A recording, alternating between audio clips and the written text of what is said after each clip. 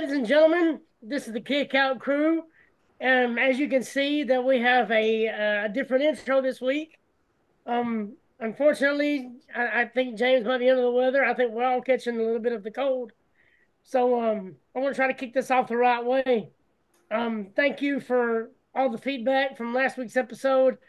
Um, Everything on social medias, Twitter or X, whatever you call it, Facebook, all everybody jumping in, giving us all kinds of feedback. So that was episode 86. So this actually be episode 87. So we're going to dedicate this show to Christmas because Christmas is right around the corner. So I hope everybody's been nice because if you've been naughty, you're not getting nothing. So I guess I'll go ahead and get off to Brad. So Brad, what you got going on, brother? All right. So welcome back, everybody. Great job, Adam. Way to step in there and kick things off right. Now, remember, it's your show. Go ahead, Brian. Wait, Brian, do not put that picture up yet. I wouldn't. No. Yep. Shit. So, all right. Let's talk about last year. Last year, I talked about how I was at the Christmas party, and at the end of the night, they brought out the sandwiches. And if you guys remember, this was a story I told that did not go over well on TikTok at all. That was a tough story to get. That was a tough story to get through. So what it was I asked them for a doggy bag, and they said we don't have any doggy bags, so they have these Chinese boxes. So I kept stuffing the sandwiches into boxes at the end of the night. So this year, go ahead, Brian. This is what I did.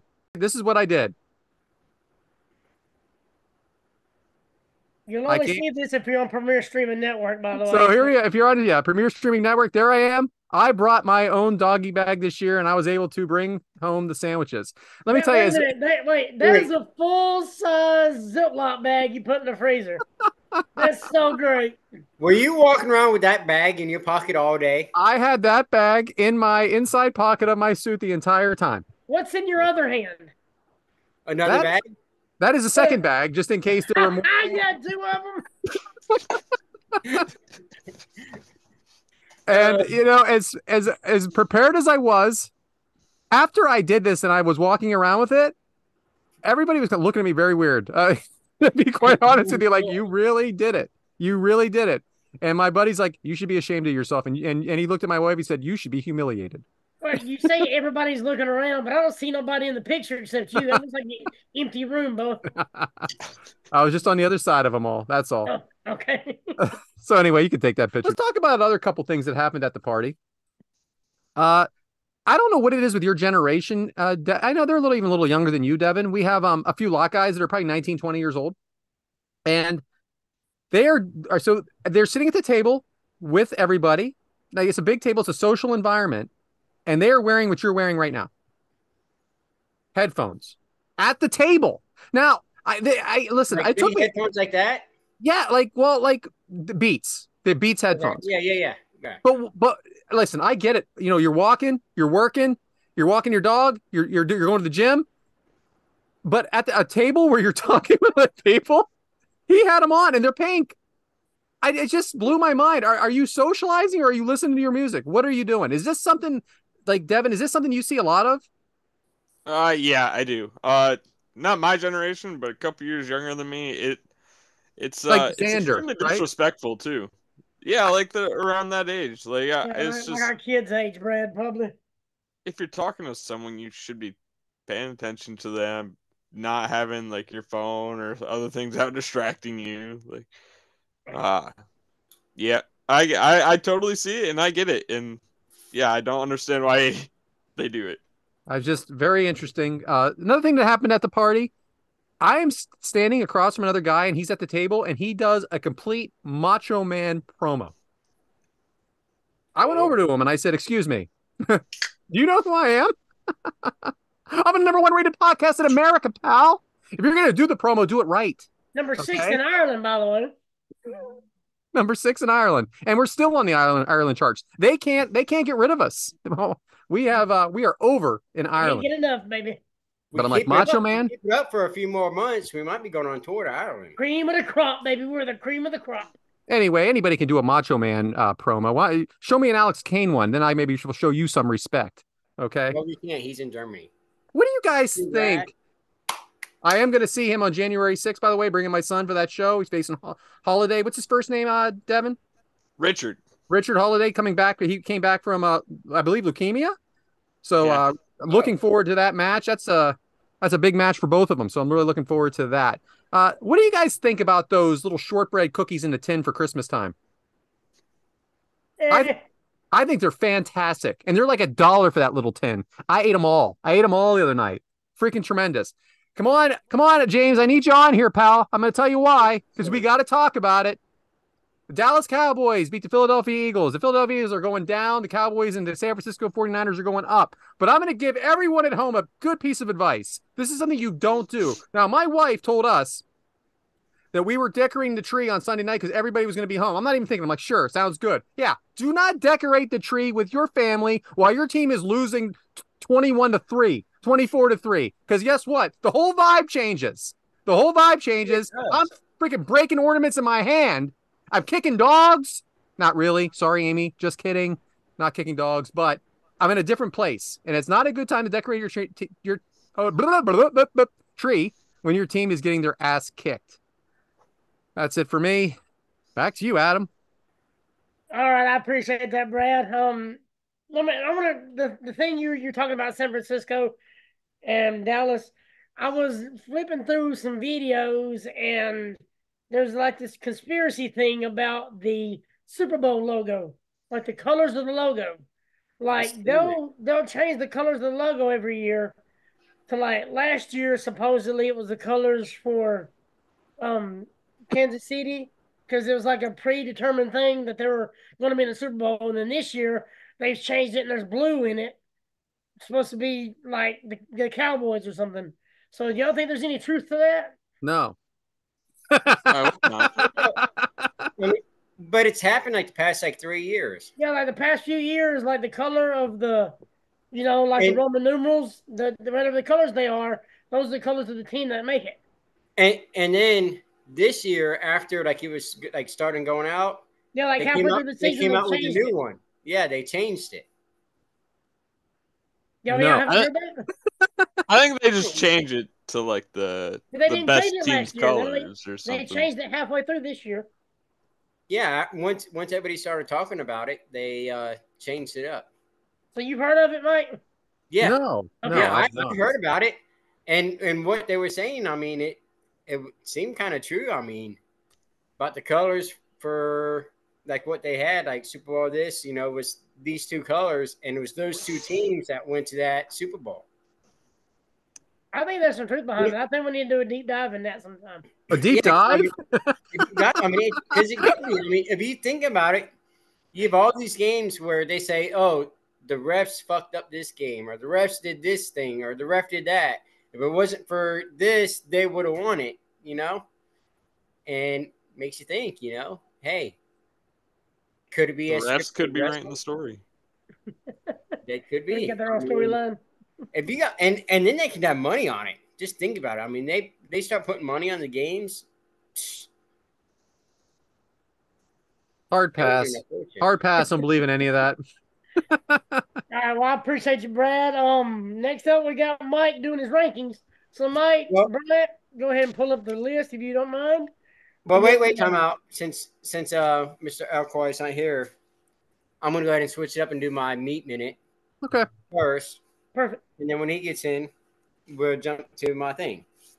But actually, and fuck the outline, and this really sucks because he's not here, and I'm doing my meat minute, but I'm not doing a meat minute. What am I going to do? I'm going to do a drink minute. How about that? So what I'm going to do, it's Christmas time. Everybody's going out to Christmas parties. Let's do the Grinch Punch. How about that? You got it. Go ahead. You need some sherbet ice cream. You need some green Hawaiian punch, pineapple juice, Sprite, and if you like some liquor in it, you put your liquor. You can put some rum in there. You can put some vodka in there. You can do whatever you want. There he is. Thank God. What was going on? We were worried. I was thinking something happened. I'm like, I know he's sleeping, but we've called 3 times. We've been texting. Be feeling good, brother. Oh. Hey, are you guys doing a podcast or something? This is the show. This is the show. We're live, buddy. Yeah, we're doing Mike's Meat Minute right now, or Mike's Drink Minute. Shout out. Oh, man. Sorry, I had a lady friend over last night. And things Hey! Wow. What the hell? Forgiven. He is forgiven. There you go. You just broke the hearts of all the ladies out there that listen. Yeah, guess who's off the table? Sorry, ladies. You know, I'm really pissed off that this happened. So, wow. But hey, sorry. Did she not give you a tip? Is that what happened? Do you know James has never been late for the show? He's never eaten on the show. Oh, wait. He's been late. Woo! Look, that's like my gimmick, buddy. Get your own shit. Yeah, this ain't no 8 minutes, buddy. Not only did I start the show, I was early. I would have been early again. I was sitting here like this at 1:45, like, let's go. Thinking my phone's broke again. 2 weeks in a row, I was going to be early. That's great. That's called a streak. Just so everyone can remember, James bragged about this in our group chat yesterday. How he's never late, never misses, never anything. How much he just loves doing it, and he's going to be late with us. Yep. I have nothing to say, and I completely apologize, and I am so sorry, but hey, I'm here. It's all right. It's your show. It's okay. Yeah, we're happy. All right. So bullshit. So we're having a drink. We're having a drink here with Mike on his meat minute. Mike's doing a drink minute instead of a meat minute. Yeah, we decided instead of the rankings first, we're gonna do Mike's Meat Minute / Drink Minute. So what I'm doing is a Grinch punch. Yes, shout out to Randy for the Meat Minute being a drink. So like I was saying before, you need some sherbet ice cream, some green Hawaiian punch, pineapple juice, Sprite, and if it's for the adults, add some liquor in there. You can do some rum, you can do some whiskey. Everybody's disappearing now. No, I'm here for the drink. All right. And then you need some red sugar. So what? The first thing you want to red do, sugar or sherbet? Sugar. Red? Yes. Will you shut the fuck up and let me finish? I don't know what red sugar is. It's you go in the cake aisle and they got the. Oh, okay. Okay. All right. Sorry. So, anyways, you mix all the liquid together with the ice cream. Put it in a big bowl and get it mixed up a little bit. You want to take your glass and dip the tip. You just need the tip. Yeah, I tried just the tip, baby. I know. I played that game. You have me at just the tip. You dip just the tip and a little bit of water. And then you take that and dip it in the red sugar. And then you take your drink and you pour it into the cup. All right, I want you to send this to me. Okay, I can. Just the tip or the whole thing? I mean, I can see the tip, but I'm interested. I might want one of these later. Maybe the store's still open. Yes. I need to get red sugar, apparently. You dip the tip in there and the red sugar, take it out, and you take your scooper and pour your drink in there. And What you have there is a Grinch punch. What makes it a Grinch? Because it's green. Oh, okay. I missed that part. I was stuck on red sugar. Well, the red sugar goes around top, so that's like the Christmas hat. Yeah, all right. I'm seeing it. I'm seeing it. And then when it settles, it has a little bit of red on the top of the drink, and you got your green on the bottom. So it's a Grinch. I'm excited. It's fucking good. Sounds good. You add, the more liquor you add, the better it is. What liquor are we talking about? What liquor would you recommend? What's your favorite? Uh-huh. Yes. Crown, baby, crown. Right, I'm not going to put whiskey in there. I'm not allowed to have whiskey. Vodka, vodka, rum, spiced rum. Yeah, vodka, rum, some spice. Yeah. All right. That is perfect with it. Nice little mixed drink. And if it's for you have a family thing, there's kids in it. Yeah, add a little bit extra liquor. I don't mix with kids anymore. Yeah, so then add all the liquor you want. Yeah, I made my kids quit drinking. Yeah, they're cut off. Depends on what time I want them to go to bed. Yeah. There's Mike's Drink Minute Randy. Have you get on that one? Randy. And make sure you keep your smoker on at 350 just for the hell of it, and just for 2 days.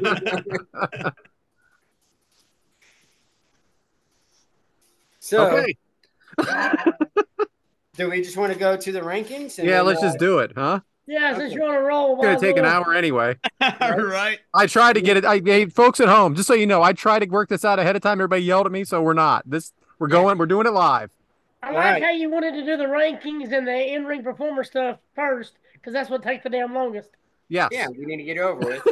But I see what the hell's going on here. Yes. We did the Mike's Minute stall for time. So, Brian, if we can we get our list on the screen? He went back to Jeff Jarrett. Oh. I think he did. There it is. All right. All right. So there's our list. There's who we have. And there's only 5 names. No, there's not. Yes. And then where's James? James, give me a name. Hey. Well, I mean, obviously it's my turn to pick, so of course. Hold on, let me go ahead and say. You're supposed to do this before the show. Yeah, we could have my done bad. Well, hey, I kind of got into some cowboy shit, as some would say, and if we're doing the best wrestlers of the year, of course, who I'm gonna pick. So I'm gonna go with my personal favorite wrestler of this year, and boy, I can't wait for this one. Sami Zayn is my pick. Oh. My favorite wrestler, Sami Zayn. So, so we had some pushback. Amy sent me a text that it was like text 1 of 2 about how we were so wrong about Dominic Mysterio, and she put Julia Hart at the very bottom. I'm like, you know what? I think you're wrong. Yeah, so did RJ. RJ put Julia. Oh yeah, RJ crucified us too. Yeah. So where did Amy put Dominic?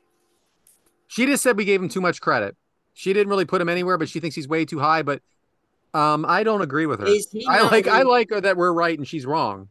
Yeah, I'm not starting a new feud. It's because of Dominic. It's because he's had a title almost all year. Yeah. Yes, and it's not just that. In my opinion, Amy, he is the hottest heel there is right now. She said that was her argument that the fans have. And you know what? I just didn't agree. They're reacting. If they're reacting, you're over, one way or another. True. And they are reacting hard. And so all he has to do is grab that microphone.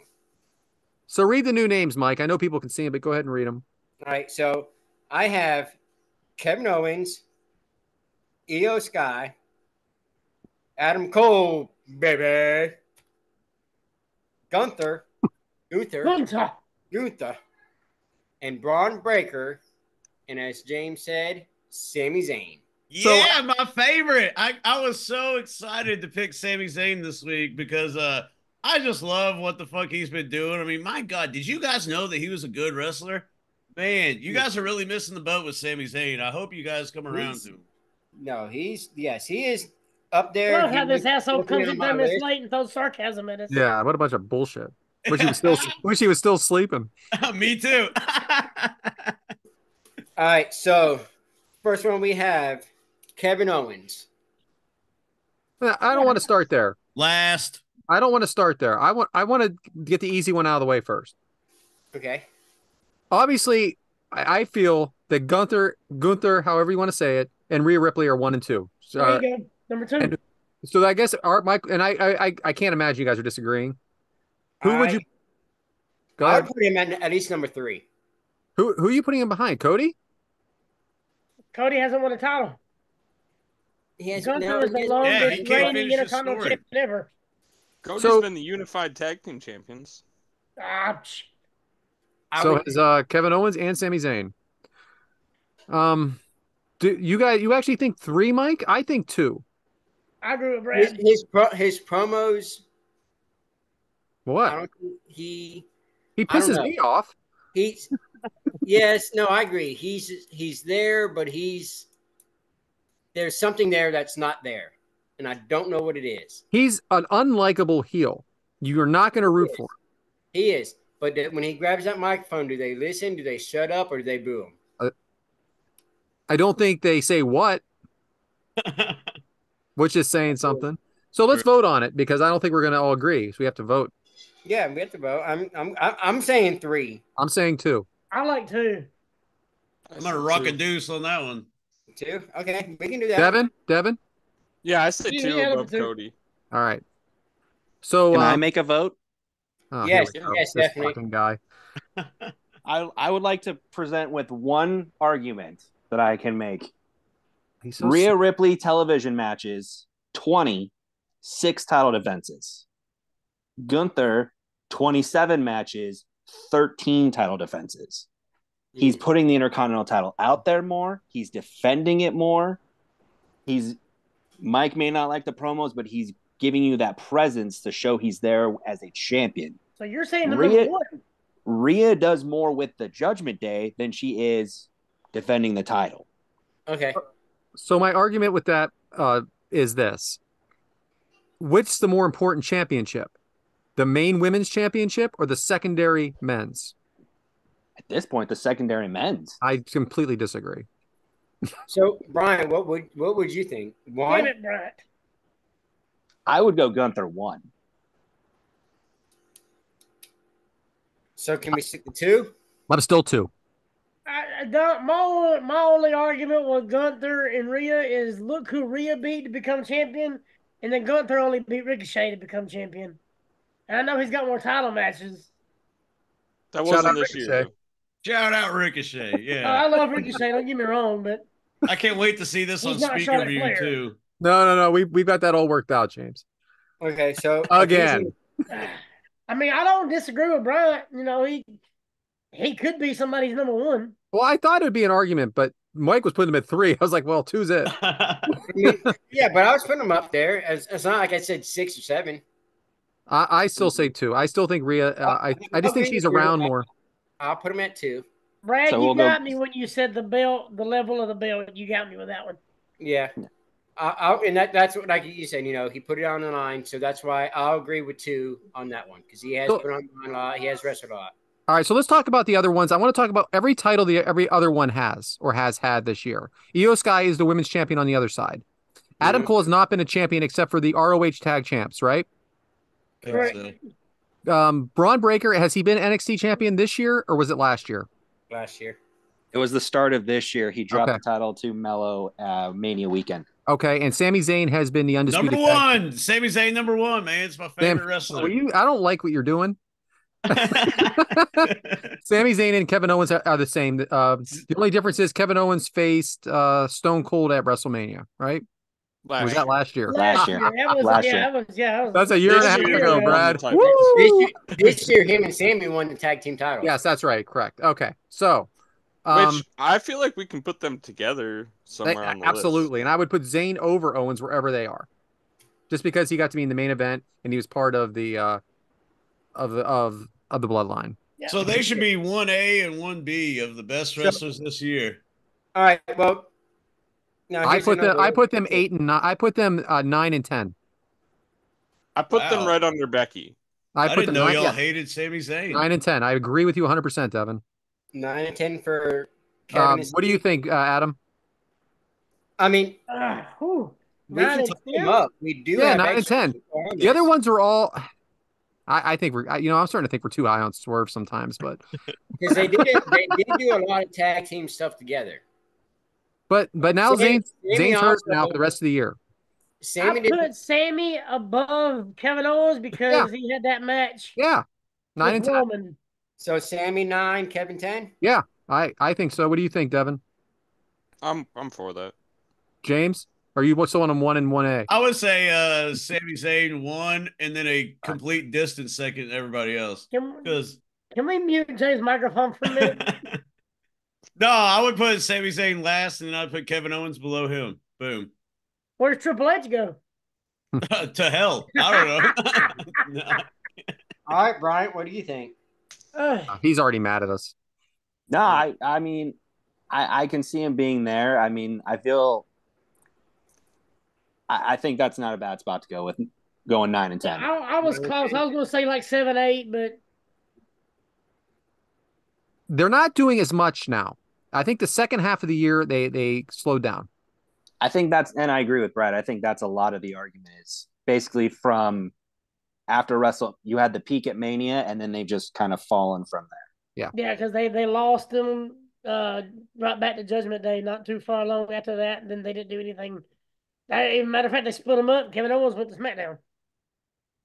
Right. Sorry. So we got 3 in there. So now Io Sky is a tough one for me. She's the women's champion, but I don't even feel like she's the most important one in that group. No. I feel I'm gonna talk a little on that later when you do as an in-ring performer. I have some. Actually, it's a Bober question for later. Our predictions for Mania. Boy, it's gonna be a long ass show. Io also won Miss Money in the Bank this year. She is Miss Money in the Bank, and she's women's champion. But do you feel like she's champion? No, I don't think she goes in front of Julia Hart or nothing. No. And compare it to Rhea. Like, Rhea's doing a bunch with the belt. She's close. Like on TV and she's being a person. Io Sky is just like, huh? I feel like she's lost in the group. Almost a transitional champion. 15. What's that? 15. No, I put her above Asuka for sure because I put her above Asuka.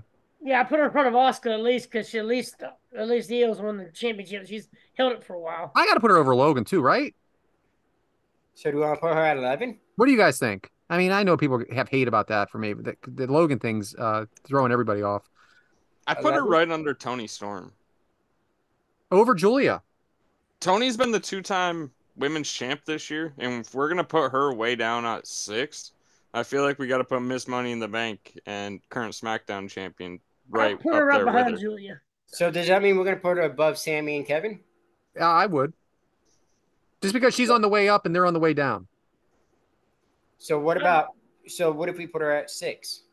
I don't want to put her over Toni Storm. I don't want to put her over Julia Hart either. Yeah, true. The thing about Julia Hart is she's hot now. Put Io at 8. All right. Put her at 8? I'm good there. Yeah, and then it'll be what? Sammy at 9, Kevin above 10. Becky? Now remember, this is actually a different number now because we put Gunther at the top there. Too. Yeah, so it'll be Rhea, Gunther, Cody, Dominic, Christian. So that's how we're going to do it. Yeah. Okay. All right. So Adam Cole and Braun Breaker. So Braun Breaker, last year I would have put him at the very close to the top. Yeah. This year, no problem. I'm not quite sure what they're doing with him, but I can't put him over any champion to me. No. I think he needs to be. I think he just needs to be above Asuka. Maybe below Asuka. Yeah, maybe run below Asuka. Maybe next year will be different. Yeah, right in front of Speedball. So what if we put him at 12? That sounds fine. The new 12. The new 12, yes. Yeah, put him in front of Speedball, Mike Bailey. And then finally we have Adam Cole. Bye. Again, just a Ring of Honor champion, but involved in a very fun storyline all year that James hated. But he also is hurt right now, so he's hurt, and he was hurt, and he did main event Wembley, and he was really hurt earlier in the year. Yeah, I mean, I tell you what, if he wasn't hurt now, he'll be right up there with MJF somewhere. I think you put him above. I think you put him below Speedball. If he is the devil, then this whole list, changes. But yeah. Is the devil? I will give Adam, what Adam said. He did main event the 80,000 Wembley show, so that has to mean something. Well, he's on the list. He is hurt, so okay. I put him right in front of Speedball. He was out for months. So, do we want to put him at 11? We'll put him right above Speedball. I'll settle for that. 11? And I love Adam Cole. Oh yeah, let's get that out of the way. I do, but he just hasn't done enough this year. He just happened to have a bad year. Yeah. He's been hurt twice, and one of them was a bad concussion. Okay, all right, we're done. So what are we looking like, Mike? All right, so then that means we have Rhea at number 1, Gunther at number 2, Cody at number 3, Dom at 4, Christian Cage at 5, Swerve Strickland at 6. Tony Storm at 7. Io at 8. Sammy at 9. Kevin Owens at 10. Adam Cole at 11. Braun Breaker at 12. And who was the last one I said? Tony Storm. Then we have Julia Hart at 13. How'd she get so far back? No, Julia's supposed to be right under Tony still, right? That is not the list that I have. That is not the list that I have, Mike. I am writing the list down as y'all saying it. Tony Storm and Julia Hart. Why don't you go ahead and read it, Brian? Because I knew that as soon as he said 12 of Julia, because nothing changed with those people up there except for Gunther, and we put everybody below Julia. Because I didn't know if you want me to update in real time, so I'm updating it on another list. It's Rhea 1, Gunther 2, Cody 3, Dominic 4, Christian 5, Swerve 6, Tony 7, Julia 8, Io 9, Sammy 10, Kevin 11, Becky at 12, Logan at 13, Asuka 14, Braun at 15, Adam Cole 16, Speedball 17, and The Miz is 18. So I will say the only thing I don't like. I'm glad you got that list right there because I was writing it down by hand. My only issue, and I think next week we may have to talk about it, is Strickland. He's won nothing. Our whole philosophy is on winning and championships, and Strickland has not won a championship. Yes, and he lost this week. It's not who goes over, it's who gets over. Okay, all right. If we're going to go by that, then fine. Because then if you're going to say that, then Adam Cole's gotten over a ton. Our list is going to be completely justified when Swerve wins the Triple Crown at the day's end. I hope you're right. I hope you're right. I was just thinking that too. But anyway. I feel bad Andrade's going to win that. No shot. Hey, Brian, is there a way you can Brian Danielson. That new one up real quick? You want the new one posted? Yeah. He's not ready. If you're ready. If not, it's cool. You can post it later, Brian. I can post it at the end of the show if you guys want. Oh, man, that's fantastic. Okay. No, that works. All right. So, all right. Here's my 2 segments. I'm done for the night. Yeah, I'll see you, Mike. You can go back. You can go to sleep. You can go back to sleep. Wait, that wasn't you. All right, James, you got the outline pulled up, Bo? Yeah, I guess it's time for me to do my duties, huh? Well, we are talking about wrestling, so what better way to talk about wrestling than with our own in-ring performers? So, Adam, as an in-ring performer, what you got for us this week? Another damn good week of wrestling. We had NXT Deadline over the weekend. So let's see, Dynamite, Rampage. All right, good deal. So we'll start off with SmackDown. Santos Escobar beat Dragon Lee. Bobby Lashley beat Karrion Kross. Asuka over Charlotte. And then Randy Orton, LA Knight over Solo and Jimmy Uso. It was a fun tribute to the troops. It was a good show. CM Punk was on there. Orton, the whole thing with the fine. He says, "All right, here's my fine. It's $100,000." He goes, "Oh, your fine's $50." He goes, "Oh, okay, that's for next time." And just that was good. That was really good. That's just the Orton of old, and man, I'm ready for it.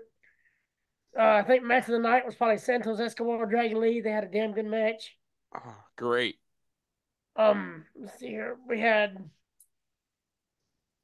I skipped Rampage on accident, my bad. So we'll go to Collision because that's how I got it wrote down. Eddie Kingston beating Claudio in the tournament. That's the second time Claudio's put him over. That is true. I was gonna say, for the maybe they hate each other, maybe they don't, like bullshit. That is Claudio 2-time. Yeah, that's why. And they talk a lot of shit and they mean it. I'm all about that match. I can watch that a lot. And they put on good matches together too. Yeah, they are good. Different styles, but heavy hitting. Willow Nightingale beat Mercedes Martinez. Wardlow of Willie Mack.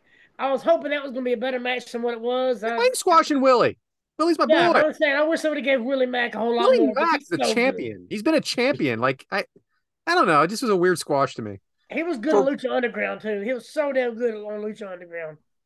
With Wardlow having all these squash matches lately, I really thought Willie was going to be the one that Gives them more of a test. Yeah, I mean, make it a 10-minute match, 8 minutes, something. Give them something. It was what, 90 seconds? Yeah, it sounds like my Saturday night. I don't like how they're ending the matches either. After one powerbomb, oh, okay, that's it. Ring the bell. I don't like it. No, I don't think anything they're doing with Wardlow yet. So hopefully it'll change. Hopefully it'll change. You want to talk about dropping the ball? Freaking stud, complete stud. Yeah, I know. Wardlow's one of them guys that needs that. Women love him. He looks great. Freaking killer. Come on. I bet Triple H is just he's like chomping at the bit to be like, come on, man, come on, because he's tall, jacked, like man. He could be a Braun Breaker of AEW. But it's just like they don't know what to do with big guys. It's like, oh, okay, we know what to do with all the Lucha guys, all the New Japan guys, you know, from AAA guys. But how do we push somebody that's over 6'1"? How do we do that? And you got like Powerhouse Hobbs, Jack, okay. Brian Cage. See, that's another way.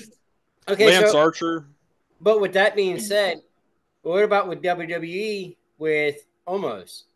I think that's Omos' fault. You think? He's just so big. There's not a lot you can do with him. He just needs to work on all of it. That's all. I think they'll bring him back. You know. But see, and you know, we had that little thing going on earlier today, and I didn't have time to ask, but you know, we had several people say that they seen him as being a big star. Well, with Jeff Jarrett, yeah. Right. Even Road Dogg said he was going to be a big star. He's an attraction. What do they call it? The airport jet? He could work, is what I'm saying. Is they said if they gave him the opportunity, he could do it. I'm with you. Why didn't they give him the opportunity? I thought they did. They had him in big matches. Did anybody care? Teamed him with AJ. We did one of them. And he was Braun Strowman, and it just didn't go over that well. It didn't work out, right? So, I mean, not all big guys can do it. Elegante.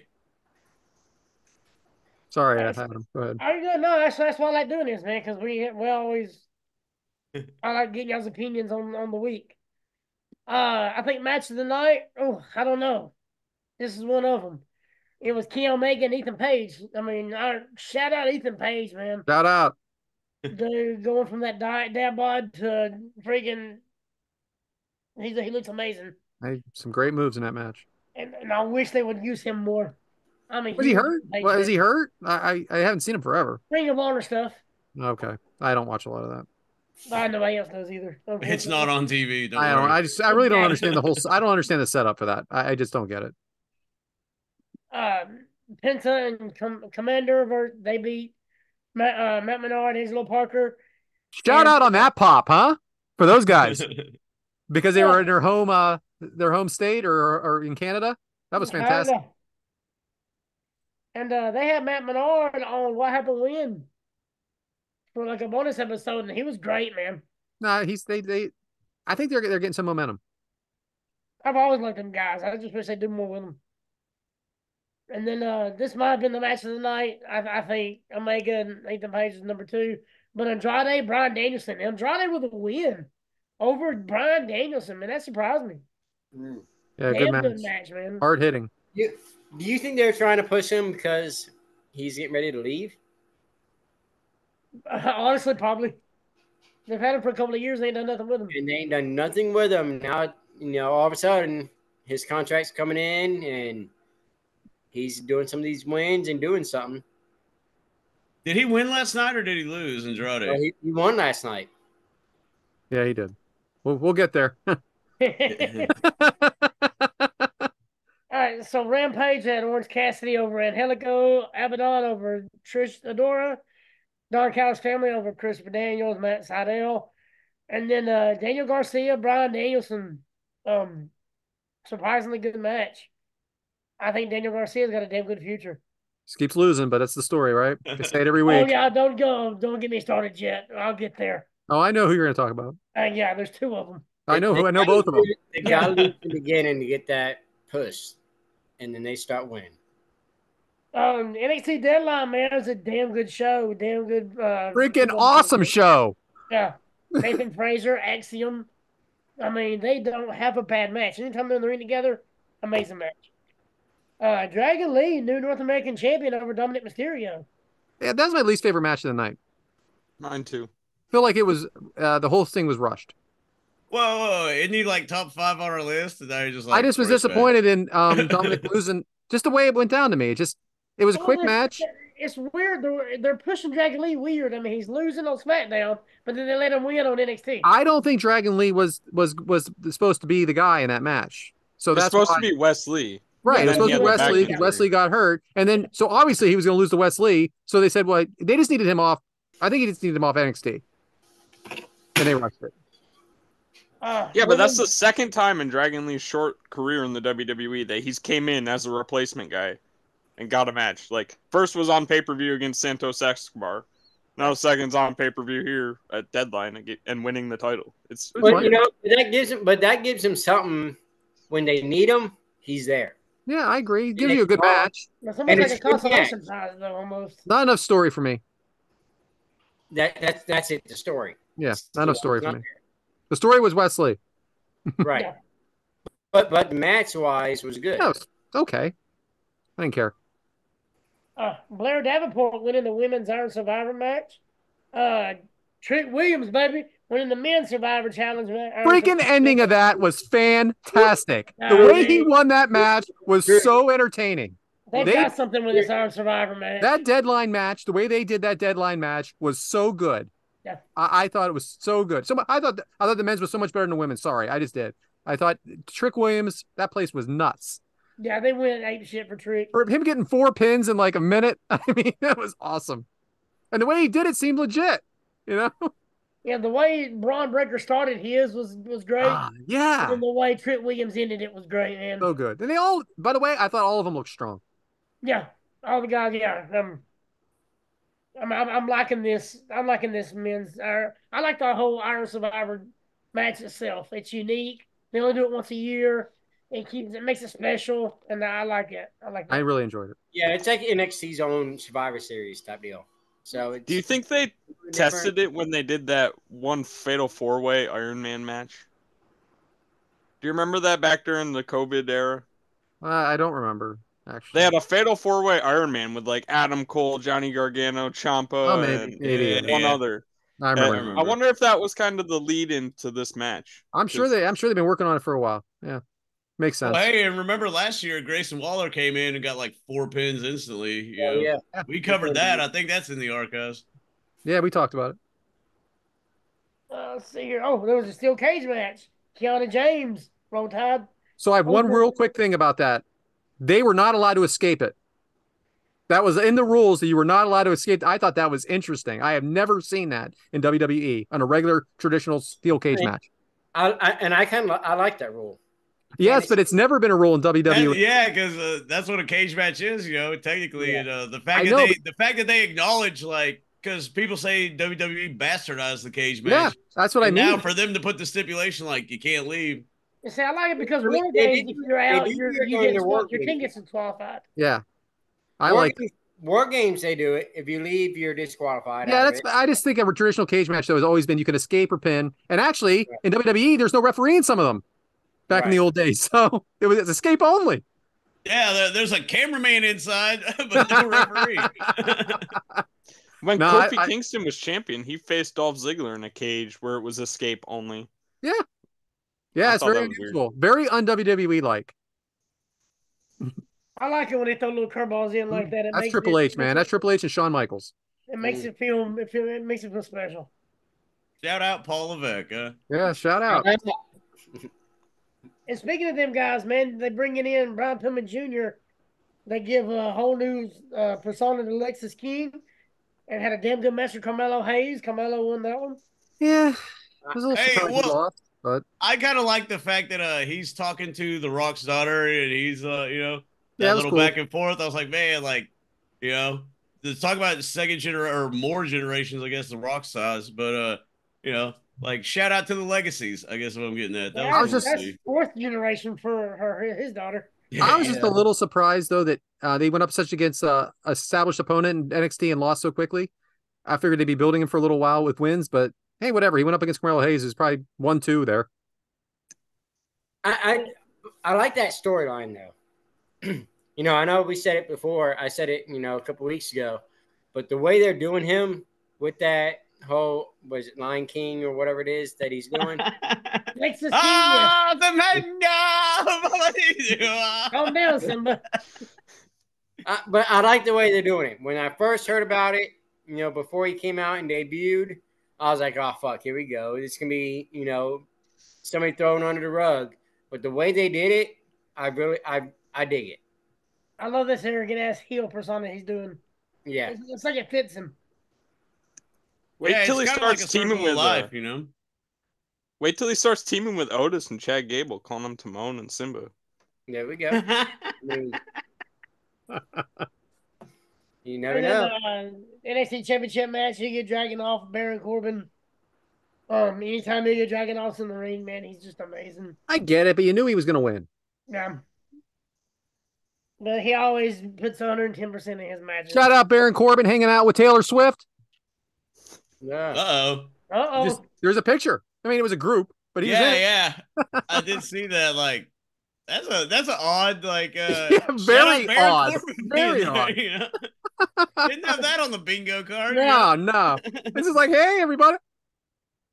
Well, it's like there was a few of them at the movie Iron Claw. The Iron Claw.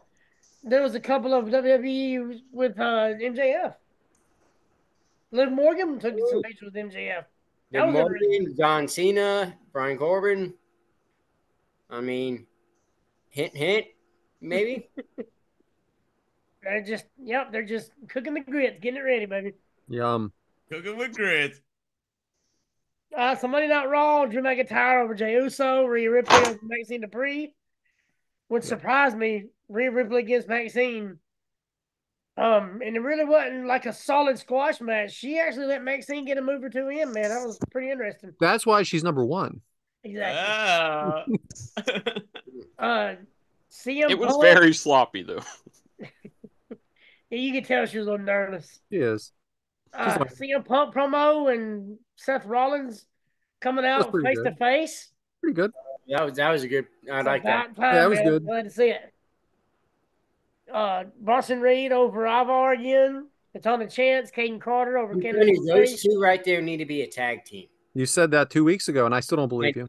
I think those two need to be a tag team. I think they're going to be one of those ones that keep fighting each other, and then all of a sudden, and then poor what's his name comes back. What's his name?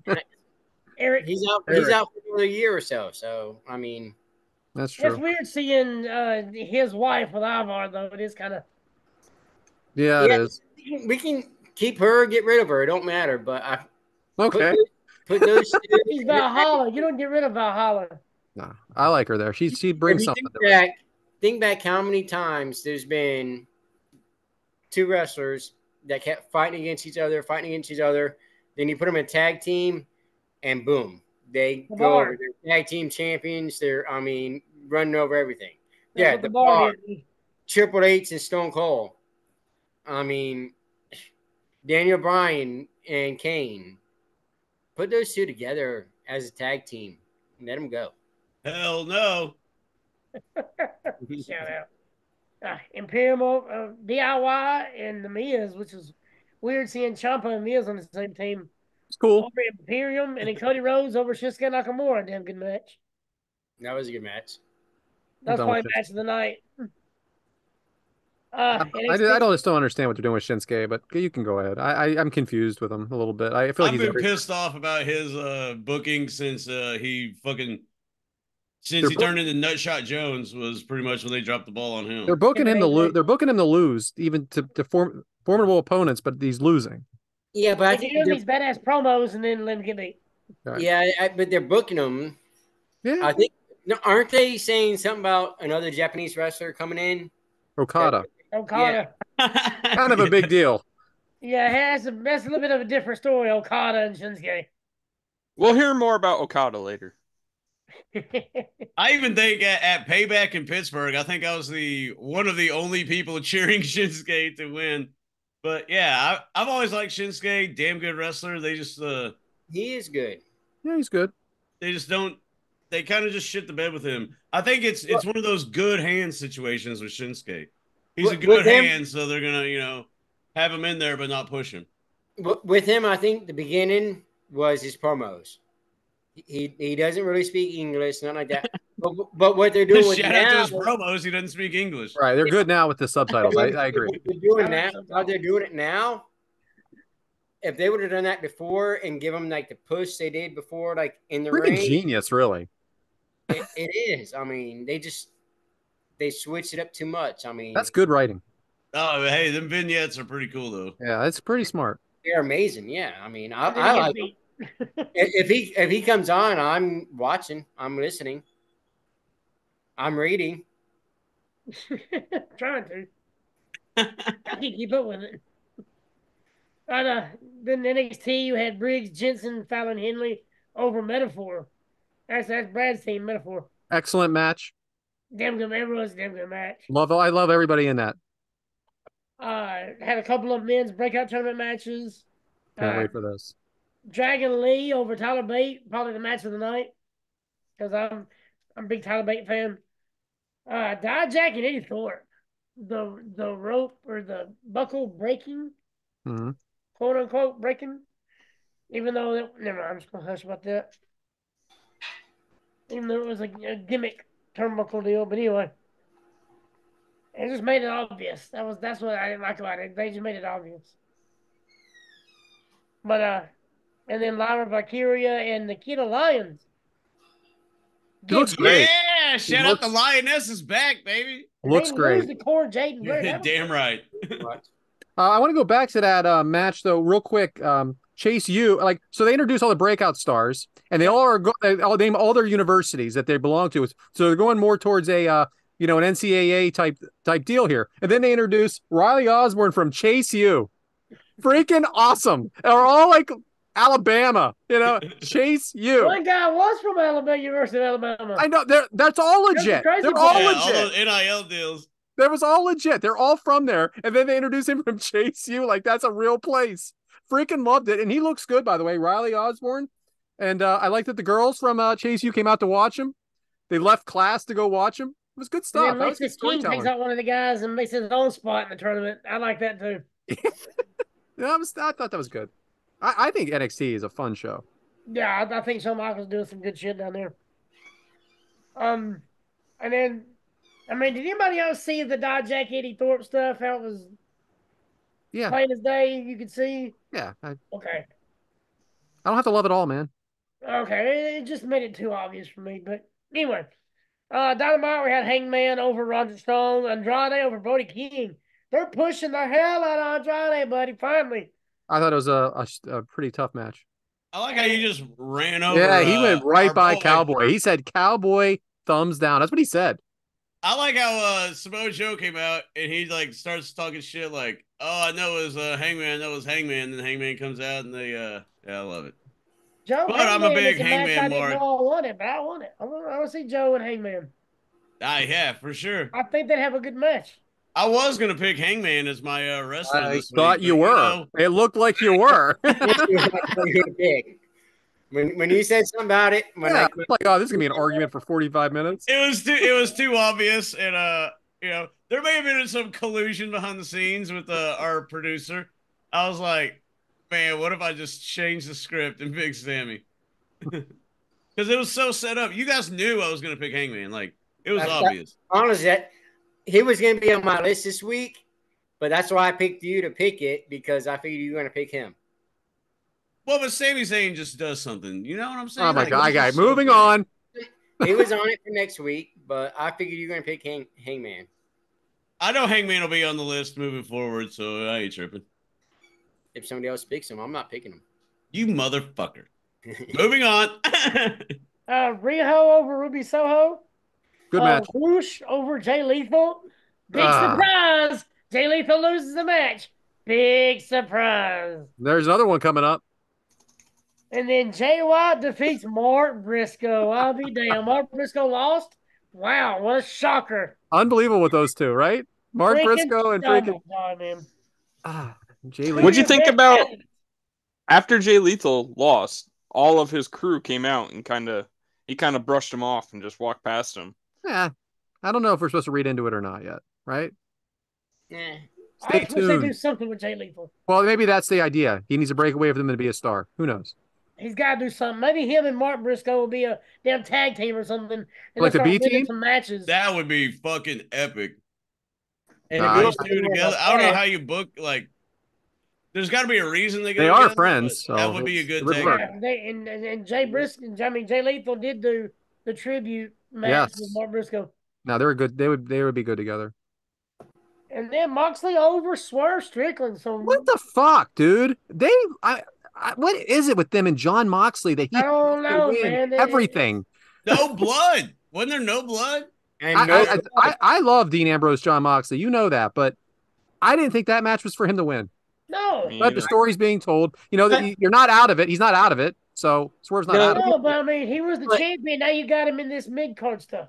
Yeah, but you know what? It wasn't a finish and pin. It was I wouldn't call this mid card. I wouldn't call Jay White, John Moxley, wrong and Swerve Strickland mid card, or Daniel Bryan. But it's not the top title, and that's where Moxley has been this whole time. Then all of a sudden you're gonna put him in this tournament that somebody else could benefit from this, man. I agree. Someone else could have benefited from it. Yeah, I mean, like Andrade or Daniel Garcia. Okay, I'll give you that. Not mid card. I didn't mean mid card. That was a hard mid card. Oh, fuck up. Thank you. Somebody else could benefit from this tournament. Well, but with that match, it was a surprise win. Yeah, it was.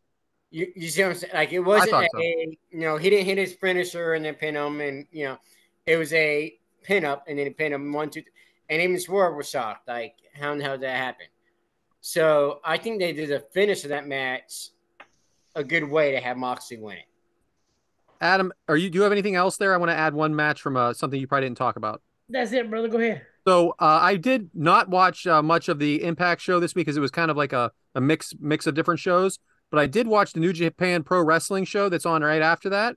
And they did it from Power Struggle this year, 2023. And it was Will Ospreay versus Shota Umino. And let me tell you, if you guys haven't really watched a lot of Ospreay or the people at home, you're in for a real treat when he does come to AEW. And I hope they do it. I hope they do it like they don't do it all the time. Like he's not on every week, because he is incredible. This was an incredible match, and it's a 40-minute match. And I watched the whole thing like a kid. So I just wanted to mention that match. It was obviously something from a pay-per-view that they put on the free TV, but I loved it. I think they're just doing like kind of filler stuff until the TNA stuff starts. Yeah, it was so good though. But anyway. all his. I hope he, like you said, I hope they don't put him every week. Yeah, because it will ruin. Because he's still gonna be living in the UK too. So yeah, that's a lot of time going overseas. Keep him special. Exactly. Because he is special. Maybe see him once a month or so. Oh boy, what I say? Name wrong? No, nothing wrong. But I want to throw something out there when it comes to the Swerve and Moxley match, if I may. Okay, good. Not the Ospreay. Let's talk about how Swerve's shoulder's clearly up. Exactly. I was wondering, because I was even watching it with my buddy was over, and he's like, "That wasn't a pin." Like, and he's not really a wrestling fan. He's like, "That's not a pin. His shoulder's up." And he, like, non-wrestling fan, noticed it's bigger than shit. You know, like that's blatant. That's blatantly not pin. Is that Paul? I really thought Ref Adam would notice that, but yeah, Paul Turner just counted the 3, even though, as you can see, the shoulder is up. He's got the tights too. And the tights, yes. And here's another thing. Y'all remember Tony Khan bragging, "We're going to do an overrun. We're going to do an overrun. We're going to go 5 minutes, blah, blah, blah." And there wasn't jack shit in those 5 minutes.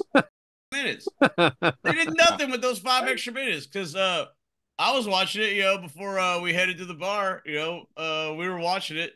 And because I was like, "Hey, man, there's going to be an overrun. They're going to do something. They're going to do something." And there was like jack shit celebration in the ring. And then, like, did the devil stuff in the background. But, like, you don't brag about doing an overrun and then do nothing. You know what I mean? Okay, I got 2 things on that real quick. So right here, this is what I'm talking about, the surprise finish. Because we can see his shoulders were up, and he shouldn't have got pinned, but he did. Okay, for one. No, he didn't. His shoulders are up. Yeah, but what I'm saying is he got the 3 count happened. Yeah. But for 2, and I want to know y'all's opinion, do you think they should advertise if they're going to have a 5-minute overrun, or should they just let it happen? Because I mean, as wrestling fans, we know, okay, if it's 10:55, hey, we know we got 5 minutes, and then the match is gonna be over. But if they do an overrun without saying they're gonna do an overrun, even if it is an extra 5 minutes, that 11 o'clock hour hits and they're still going, does that not make something special out of it? That is a good point, but they didn't do that. Like the pin happened pretty much at the end of the hour, and then they did jack shit in the ring and then went to the back. Like if they do a surprise overrun, like, for what I'm all for announcing it, but I get what you're saying. And if it is in the middle of a match and they're like, we're gonna keep the cameras rolling, and then keep it going, we're gonna go an extra 5 minutes, like with but they didn't do that on this. Like I'm with you, but they did not do that here. They had the pin and then jack shit in the middle of the ring, and then nothing happened. But yeah, I mean, whether it's something special that happens or just the match itself, just to finish the match, don't say, hey, we're gonna go over 5 minutes or we're gonna go over 3 minutes. No, just let it go over. That couple extra minutes. Don't put a time limit on it, because that lets me know the ending's coming. Exactly, because when that 10:59 hits, all right, this guy right here is about to get a pin. The match is about to be over. But if 11 o'clock hits and then you got 11:01 that's coming and they're still going, it's like, oh, how long could it go? Christian and Edge. They should have done it on Christian and Edge. They should have had them keep battling. The hour hits. They're like, oh well, we're gonna keep the cameras rolling until somebody wins. Like, that would have been huge to do an overrun right there. Don't say a 5 minute thing. Say we're gonna the cameras are still rolling, and that 10:59, have somebody come out there to do something, and then boom, turn on. That right there would be so much more of a suspense than anything. I think they should go ahead and plan on up to a 7-minute overrun, because I think NXT or one of them already does that. NXT does that. Yeah. Well, so I know. An overrun, but don't give NXT does it. Sometimes it's 2 minutes and sometimes it's 7 minutes, but it records. My DVR records for 7 minutes past. Right. Yeah. So don't give us a number. Say expect the overrun. Never know. 3 minutes. Freaking Triple H, huh, James? I just had a phone call. Well, that's Sean, isn't it? Yeah, I just had a phone call this morning with Triple H. It'll be Phil here soon. Yep, I just had a phone call with Triple H this morning and told him how I feel, and he said, "Hey, let's see what happens." Brad, with you speaking about the recordings, that points out a thing that I really saw on X, but like when I checked it and went back in my recordings. So AEW Dynamite it had that 5-minute overrun, but on the TV schedule it said they're starting at 8:05. So if you choose to record their show, you're missing the whole first 5 minutes of wrestling, because they didn't say that they're starting at 8 o'clock. Hey, you're missing Samoa Joe. 8:05 to 10:05. Oh, see, I didn't know. I think that did happen. I didn't notice that. I didn't pick. I picked up something was off. How's that? Yeah, it was weird, but my Hulu recording has 5. But I already set 5 minutes. I set all my recordings 5 minutes over anyway. Okay, so what I usually do, Eric Bischoff taught me. Yeah. Yep. What I usually do, what I used to do was, like, if it was Raw, I would record the next episode after that. So it was like, what was after Raw, like NCIS or La Femme Nikita, Law and Order, or some shit like that. I thought it went right to the Star Spangled Banner. Yeah, I would record that too. So that way, if they went over, because Raw used to do it every now and then, they would go a few minutes over, or Nitro, one of them. Yeah, Nitro. You guys watch Barmageddon? I used to, and now I can't deal with it. And I love Nikki Bella. I love Nikki Bella, but I'm over it. Nikki Garcia. Yeah, Bella. All right, James. I think we need to get the train back on the tracks here, pal. I think we're going good. Oh yeah, I'm sure you do, Mike. I got my shit. No, all right. So you're good. Go ahead, James. Well, what better way to get the train on the tracks than today's agenda? Oh, wait a second. Oh shit, we haven't even done the match yet. How the fuck are we doing this? We have not. That's a good observation, Mike. Glad you're here for that, Mike. So, is it time for today's agenda? And Yes, it's Christmas time, and that's today's agenda. Hooray! Better late than never, huh? Old Christmas coming in December. Love it. But what match is it? Well, I think it's time to get going. Dean Ambrose versus Bray Wyatt in a Miracle on 34th Street fight. Shout out to Bryant. It took place from WWE Raw, December 22nd, 2014, from the Target Center. Shout out to that graphic, huh? From the Target Center in Minneapolis. Been there, watch Hangman win the belt in that same arena. Love that Shout dog. out to that. How can they paint a dog's face like that? I knew it was gonna be something. Good picture, Bryant. You Yeah, should have got a rundown one, I guess. No, I'm kidding. But yeah, Target Center, cool. Minneapolis. Shout out to that city. Looks like it's made of tile. Like floor tile. Yeah. I'm sorry. Go ahead. The TiVo tile, the one where you gotta like clip it in, you know. Shout out to our carpentry friends. They know what I'm talking about. That old fake TiVo tile. Yeah. But hey, what better way to put a wood floor on the wall? So that's fun. But I digress. It had a match length of 21 minutes and 23 seconds. Hey, that's a good one. That's cool. It is a nice arena. I'll give them that. The glass windows. Yeah, that's freaking cool. Touch. Very cool. 21 minutes and 23 seconds. A bit much, but whatever. But hold on.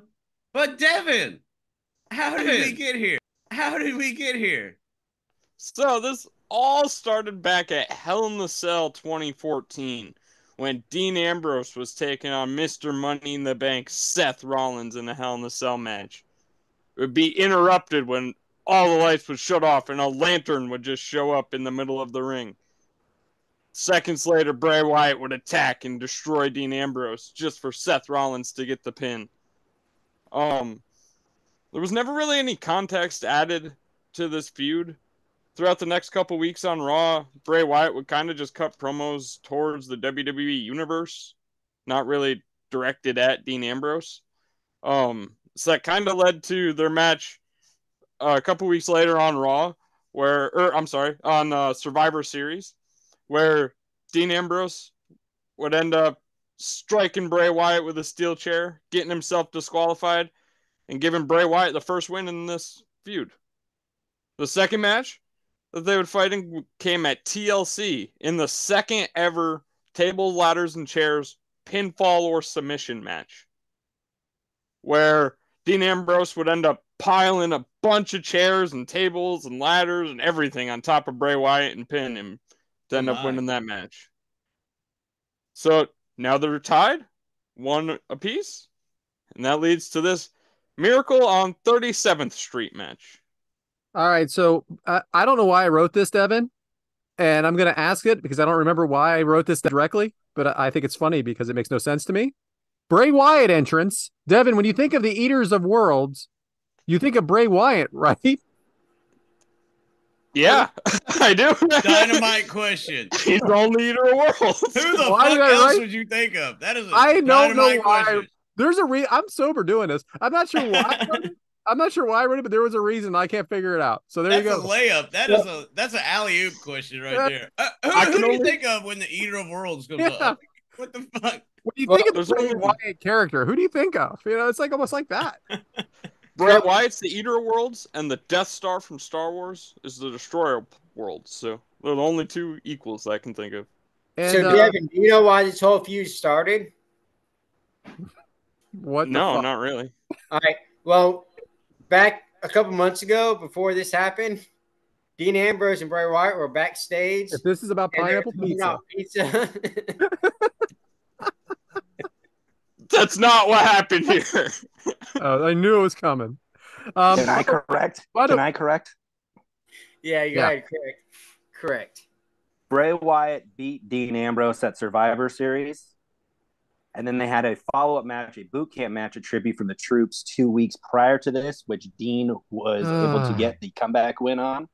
And that's how we got to this 1-1. Wow. You know what? What about the TLC match? Wait, I gotta ask a question, Brian. Good. How much research did you do on this, or did you just know that off the top of your head? I'm a really big nerd. Thank you. Shout out. Hey, clip that part. Devin, what about the TLC match? Crickets. Crickets. I think Brian actually has to do some research right now. So I'm going to go right back to you, Devin. Who is the host of the show tonight? The host of the show is Hogan. Oh, that's right. So Bray Wyatt won at Brad TLC, by the way. Just throwing that out there. Bray Wyatt won a TLC, by the way. I shouldn't have brought up TLC. So, Mike, why do you like The Fiend better than this character of Bray Wyatt? I don't know. I don't know if I like him better. I think it's just the whole guy himself that I like. He can bring out different characters. Gotcha. Adam, what did you think of Bray Wyatt's promo and mentioning that Santa Claus isn't real? Was that a mistake considering this is a family show in the PG era? No, he's a heel. I mean, hey, make the kids mad. Do what you got. Say what you gotta say to be heel, man. Go ahead. Look at all those fireflies out there. James, who are the announcers? Well, I'm glad you asked. And from my notes, it appears that it is Michael Cole, Jerry Lawler, and John Bradshaw Layfield. And what the fuck is Jerry Lawler wearing? Oh, an ugly sweater. It's Christmas. James, Do they know it's Christmas? I love it. And James, one more thing. Do you like this entrance better than the Jon Moxley entrance now? No. Well, I'm all for the Moxley intro through the crowd. I am all for it 100%. I think it, obviously I'm for the grandiose entrances, but I do like the Moxley intro through the crowd. Love that way better. Wow, dang. It's awesome. No, see, I like this theme better. I bet you did, Mike. Yeah, hey, good song. I'll give it that. It is a good song. I love that song on there. Devin, what is a Miracle on 34th Street fight? I think it's just a street fight full of Christmas stuff for the Miracle on 34th Street movie. You said 37th earlier. That's because Brad called it that. I was hoping he would catch that, but he didn't. I caught You're it. the only one. Advertising for WWE Immortals and Hulu. Mike, what's your favorite show on Hulu? The Freddy Krueger one. Okay. And what's your favorite WWE video game? WrestleMania 2000. Brawling early. Adam, who's the referee? Oh, that would be Mike Chioda. That's correct. Our boy. Yeah, I'll see him in a month. Shout out. Will. I can't wait. Clothesline by Ambrose. Ambrose unloading off the rope. Double drop kick by Ambrose. Wyatt out of the ring. Let the games begin. Bray head first into the Christmas tree. Ambrose puts his foot through a present. Look at that picture right there. Okay. On Ambrose Premier Streaming Network. foot through a present. Only on Premier Streaming Network. Thanks for being late, James. I really appreciate that. Pal. I am so pissed at myself. You guys have no idea. Yeah, well, I gave Mike an extra beer. One job. Bray head first into the Christmas tree. Ambrose puts his foot through a present, tree to Wyatt, and into the tree again. Adam, do you think Wyatt would have eventually brought this character completely back? Oh, 100%. Yeah. I mean, because this was, I think, the best form of Bray Wyatt. Ambrose really using the tree. James, is Ambrose or Moxley one of the best realistic characters in wrestling? I think so, and I do dig him. I know people give a lot of grief because, like, oh, Moxley's in there, he's got to bleed and all that stuff. But I dig the brawling style. I wouldn't say sloppy is a good word, but the sloppiness, but the unconventional like the hitting and all that stuff. Like it feels like a legit, like this dude's a brawler and all that stuff. So yeah. I think it does have a little realness to it. Yeah. Well, what they used to call him what they used to call him on here? Unhinged. Lunatic Fringe. No, sweet song too. Lunatic Fringe. No, they call awesome song. So apparently I'm wrong. No, you're right. You're right. They call him that, but there was something else. But Devin, do you have your notes in front of you? Nope. What is this hobo? What is this hobo thing that you wrote?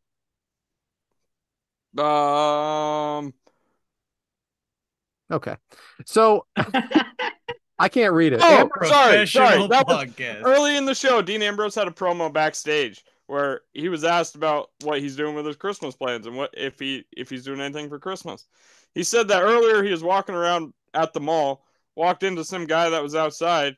He was close enough to Santa because he had a white beard, so he decided to tell him that all he wanted was he was probably a hobo, he said, but all he wants for Christmas is a match with Bray Wyatt. Okay, Oh. I had to. What about the promo with him and Renee backstage before then? And he did his little promo, and then he turned around and said, "Merry Christmas," or whatever.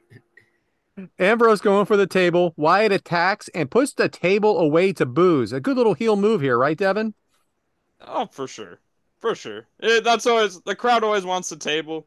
The heel can definitely get under all their skin and immediately get a reaction by tossing the table away. I really like that spot. Ambrose dives out of the ring onto Wyatt into the gifts. Now setting up the table. Ambrose with a wreath on his head puts it on Wyatt, throws a gift at Wyatt. Ambrose opening first gift. What is it? It's a chair. Wyatt blocks the chair and throws it. First gift was a screen, TV screen. Second gift was a chair. He opens the second gift, and it was a chair. Because remember, he threw the TV screen down because it blew up. Because it was a callback to something they did in the past to where it blew up in his face or something. Maybe Bright knows more about it. Wyatt blocks the shared shot, throws Ambrose off the ramp onto the table. So now it goes to commercial, but it's not really. But there's no recap of what happened during the break. Mike, were you interested in knowing what happened during the break? Well, hell yeah, because, I mean, look at all the shit they're doing. I want to be live. I want to see what's going on. I mean, Wyatt went through the table, and now he's in control. I mean, what the hell happened, right? Exactly. I mean, did he call the Fire the Fiends? How the hell did I miss that freaking TV? You know what I bet happened? I bet Uncle Howdy came out and helped them out when they were in commercial. Man, I'm pissed. And nobody went to the table yet. That's the first table right there.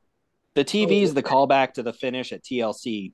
Dean was going to hit him with the TV. It exploded, causing Dean to get distracted, which led to Bray hitting Sister Abigail for the win at TLC. That's right. That's right. You remember a match earlier? I don't remember which one we talked about, but they went to commercial break and then came back and did like a full-size recap, but had the action going on in picture-in-picture in the small. Yes. And they weren't showing the new action. Like, and we're picking up the action live. Like, there's no recap or nothing. Yeah, so, they were showing the old action, the recap action on that, but they weren't showing the actual match at the time. Yeah. It's just, my goodness. So, do you think they should do more of that? Like, so what happened during the commercial? Well, the thing now is you got the picture-in-picture a lot of times, and they don't have to.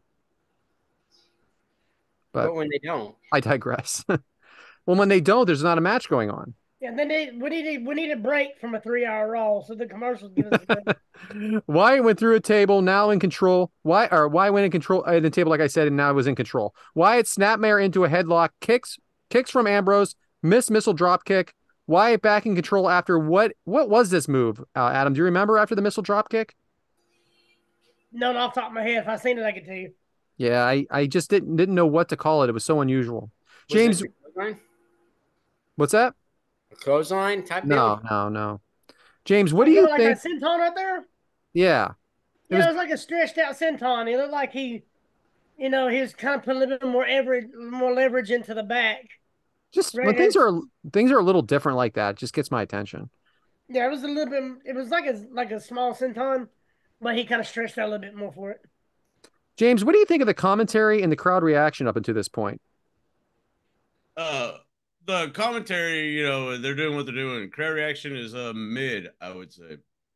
Mm-hmm. Agreed. I don't know if it's the holiday thing. I'm sorry, there's some jackass revving his engine right out here, and that is so stupid. Sorry, if you're a loud rev engine person, sorry about your dick. Sorry about your penis. Because that is little dick energy. Just saying. And that's me saying that. That's how you really feel, James. I think it's fucking stupid. Like, I think it's in this one is wing. It's not like blah blah blah blah blah blah. It's nothing like that. This is wing. Sorry, but they were deriving it literally right there, and it's annoying as piss. I got but one. I will say that Thursday at 7:00, they do theirs. They start theirs up and rev it up. Probably trying to wake me up to do the fucking podcast is what they're trying to do. But no, I do think that yeah, the crowd is just sitting on their hands pretty much right now. Yeah, I totally agree.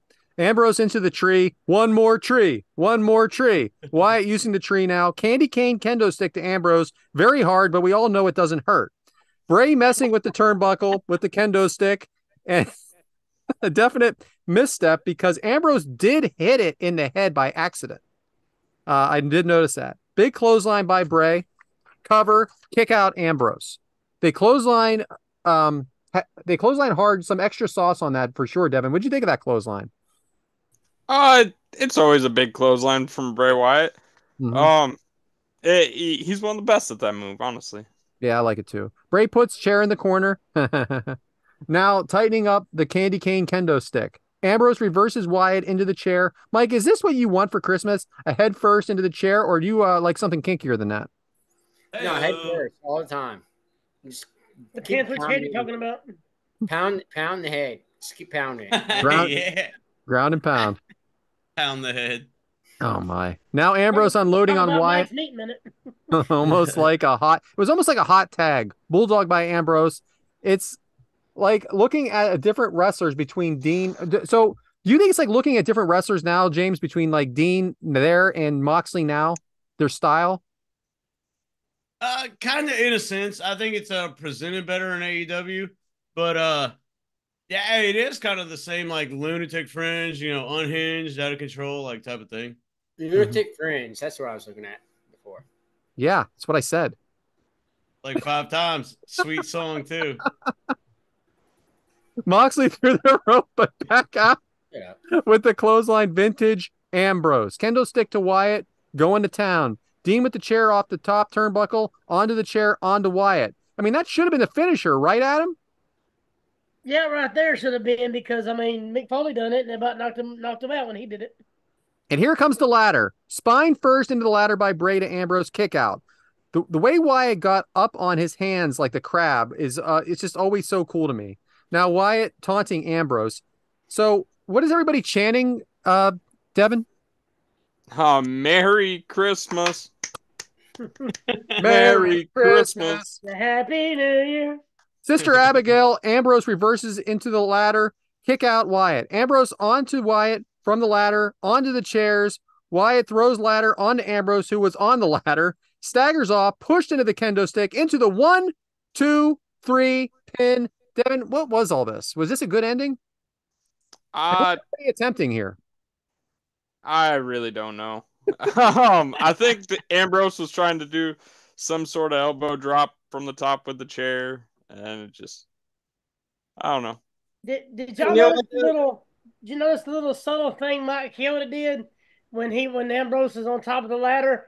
He's like, all right, get down, but then he puts his foot up on the back of the ladder so it don't move. So he tried to be a little subtle with it. So shout out to him. He didn't make it too obvious. Yeah, you can see it in this photo actually. Well, yeah, you gotta see that leg. That leg out. Yeah. Hey, get down there, get down from there. By the way, but again, it goes back to what you said. It goes back to what you said, James. And it's like that. It's raw with him. He's so like I use the word unconventional. You use the word like raw brawler. It's not going to look. It's not smooth. It looks real. Exactly. Like, it looks like and I so you just never know what's going to come from him at all. And another thing I noticed too on here is when he threw his face into the kendo stick. That's at the cameraman was coming up at the same time. Yeah. So it kind of photo. Great shot, Bryant. Seriously. Almost missed, him actually getting hit. So like it's like, in effect, if it wasn't a pause, you could see like it would miss him getting hit, but you could see him getting hit. Moving forward, I'm always going to say, oh, he threw his face into the kendo stick. I think that's a sweet way to say it. Right. So as JBL says, that's how you celebrate Christmas. Yeah. Fire extinguisher from Ambrose to Wyatt on the table. Elbow off the top through the table to Wyatt from Ambrose. And he is smiling because he is the lunatic fringe. That is the match. It was entertaining for what it is. I mean, that's what it's supposed to be, right? Merry Christmas.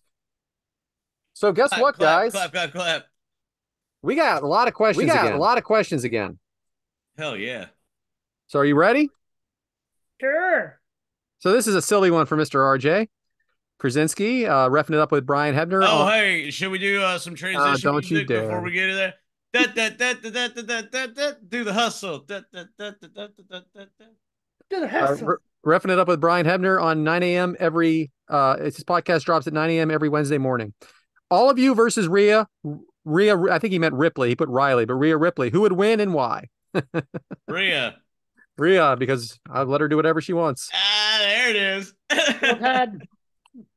Not Devin, Erica. I just submit. I tap. This is from a friend of the show, Randy Elkerai. Dean Ambrose versus Bray Wyatt or The Fiend versus Jon Moxley. Which match would be better gimmick? No holds barred. That's a really good question. Wow, too. that's a good question, Randy. Dean Ambrose versus. What was it? Dean Ambrose Moxley Fiend. That's a great shot, Mike. Did you pass out already? It looks like the outside of the Target Center. Yeah. I think Dean versus Bray Wyatt works better than The Fiend versus Moxley. He said like no holds barred or something. I can't get past The Fiend versus the no holds barred match that they call. Yeah. I can't get past it. And I love it. And listen, I love The Fiend. I do. I love The Fiend. I love everything about that whole thing. But that match, I didn't. I'll give Mike this one. It's the Goldberg thing, and it's the Hell in a Cell. Those are two pretty bad watermarks against the Fiend. But yeah, I think Moxley versus the Fiend would be a good match. So both characters are crazy though. Bray Wyatt, the Eater of Worlds, and the Fiend. They're both wacky. I just feel like Dean Ambrose was like a watered down version of Moxley because that's how WWE I think made him do it. Yes, man. I feel like we get a more pure Moxley than Dean Ambrose. Great question. What do you think, Devin? Devin, Dude, who do you like? I think I would love to I didn't ask you, Devin. I asked Devin. Oh, fuck off. You already answered. I'm kind of with the guys. I think both to be entertaining. But probably what we got is better than Moxley versus the Fiend. Could have been.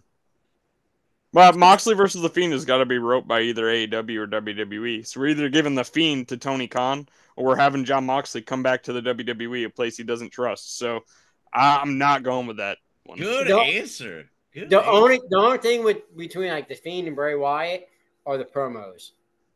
I think this character that we seen tonight, his promos were so much better. Well, Fiend didn't talk unless he was the other. Unless he was the Mr. Rogers character, yeah. Mr. Rogers. Yeah. I love that. This Bray Wyatt, his promos were off the chain, and that's kind of what got you into it. All right, so this one comes from Brandy Wagner. Shout out, Brandy. She wants to know what is our favorite Christmas movie. Elf. Yeah, I've got to be Elf. I'm going with Daddy's Home too.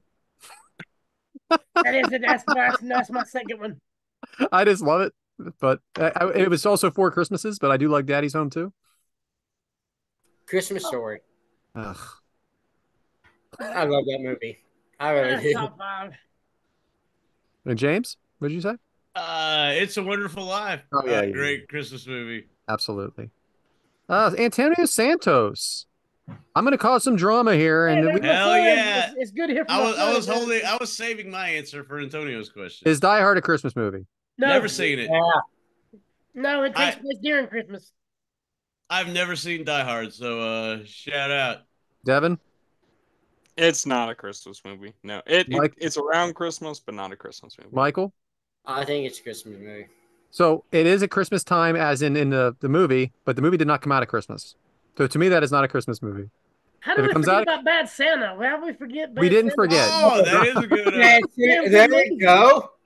Adam, what the fuck? Shout out to Alcoholic Santa. Cheers. Oh, man. That movie is fucking hilarious. Hilarious. All right. So Ben Jones What is each of yours New Year's resolution? Mine is 4K. That's what he wrote. 4K. Does he want to make? What does that mean? Anybody? I was hoping somebody knew what he meant. What's a 4K TV or something? That's a resolution to buy a TV. I mean, he's in Australia. Shit ain't cheap, Brad. What are you, Mr. Moneybags over here? Rocking no, I don't. I always thought a resolution was you're trying to better yourself. What are you, buy television. Gold coins over here, fucking Scrooge McDuck. Right now. I think maybe it's 4 kilometers. Maybe it's yeah. They're running 4K races. Yeah, maybe it's a. That was what I was 4K. Baby. All right, so now we made ourselves look like assholes. Brian, do you know what he means? Speaking of marathons, shout out Brooke. She runs one. Her and Patrick run a marathon like every fucking week. Every freaking week, they're doing either a 5, 10K, half marathon, something, right? All right. Well, to be honest, go back on the subject. Yeah, way to keep us on track, Mike. My 2024 resolution is to make it to 2025. Shout out. A good resolution. Do you have any more questions, Brad? I got a whole year to do it. Let's see if I can do it. My New Year's resolution is to take the Kickout crew to the next level. Boom. Yep. Take my referee skills to the next level. I got a personal New Year's resolution, and it's to stop vaping. I've been doing it for 4 years now, and I fucking hate it. I promised Erica that I'm not going to do it in 2025, so I got 2024 to stop drinking, you'll be good to go. Yeah, once a week ain't bad. No, James? So when you think about vaping, just don't. I wish it was that easy. I know. James, you got a resolution? Oh boy. Well, probably a better job, I guess, is I am with Brad though, taking this to the next level. I care so much about this. I was 30 minutes late today. You know what? It happens. Yeah. You worked till 1 a.m. a lot of times. You started 1 a.m. I didn't last night and feel like a giant. Which I'll get to it later. Go ahead. Any more questions? No, Adam, you didn't answer. Yeah, referee next level. Oh, that's right. Adam Jefferson wants to know what direction you all have liked to see Bray Wyatt go in his latest WWE run before his ultimate passing. I'd like to see him and Uncle Howdy do a thing. The way they were going was them against one each other, or them as a tag team. And that would have been Bo Dallas back. I mean, it would have been cool. Yeah, that's a shame the way I'll be the one to say it. I was not a fan of the way that was going. Well, they said start and stops. I really was not a fan of the Uncle Howdy gimmick added to him. I thought that all the other characters coming back as life-size characters had an intriguing, had a good, had something you can build upon. But Uncle Howdy to me was just we're trying to add another gimmick to the storyline that already has a pig and a bird and all that stuff. I was interested. I get you. But eventually I would have liked to see him go back to this original character. Maybe he would have over time. Yeah, I would have liked that. So what was your this is from Mike Gallagher. What was your guys' favorite Christmas presents as kids? Now, we did do our least favorite dresser gift, right, Devin? You got a dresser for Christmas? Congratulations on that again. What was your favorite gift? That's a good question. My favorite gift ever was from my wife when she signed me up for ad-free shows. Oh, look at Brett. Hey, and then that's how we all met each other. So, shout out. Shout out, Deb. Shout out, Deb. All started with finding something to wrestle during COVID. Go figure. We don't give Deb enough credit, but shout out Deb. She has to put up with your ass all the time. I remember getting that on Christmas Eve, and then I kind of left the area and started listening to stuff outside. Deb has to be a strong and very patient woman. I mean, marrying you. He overlooks a lot, James. Oh, go ahead. I think my just the one that just sticks out to me was I remember getting that first Nintendo because I played Atari a lot and I got that first Nintendo. Like Mario Brothers 1. Oh my god, man. Yes, sir. Probably it. Mike, the 6-pack you remember? Actually, my favorite Christmas present was my nephew was born on Christmas Eve. Nice. So he's screwed every year for presents. Huh? Oh, big time. He's 12 this year. He'll be 12 this year. Or he'll be 13 this year. When the hell does that birthday party happen, huh? Oh, sorry, we can't make it. It's Christmas time, you know? I mean, it's what it is. But yeah, he was born on Christmas Eve, and that was one of my favorite Christmas presents. That's awesome. Being able to be there for him to be born and everything. So all jokes aside, whatever. Next, Devin. I'm keeping it real.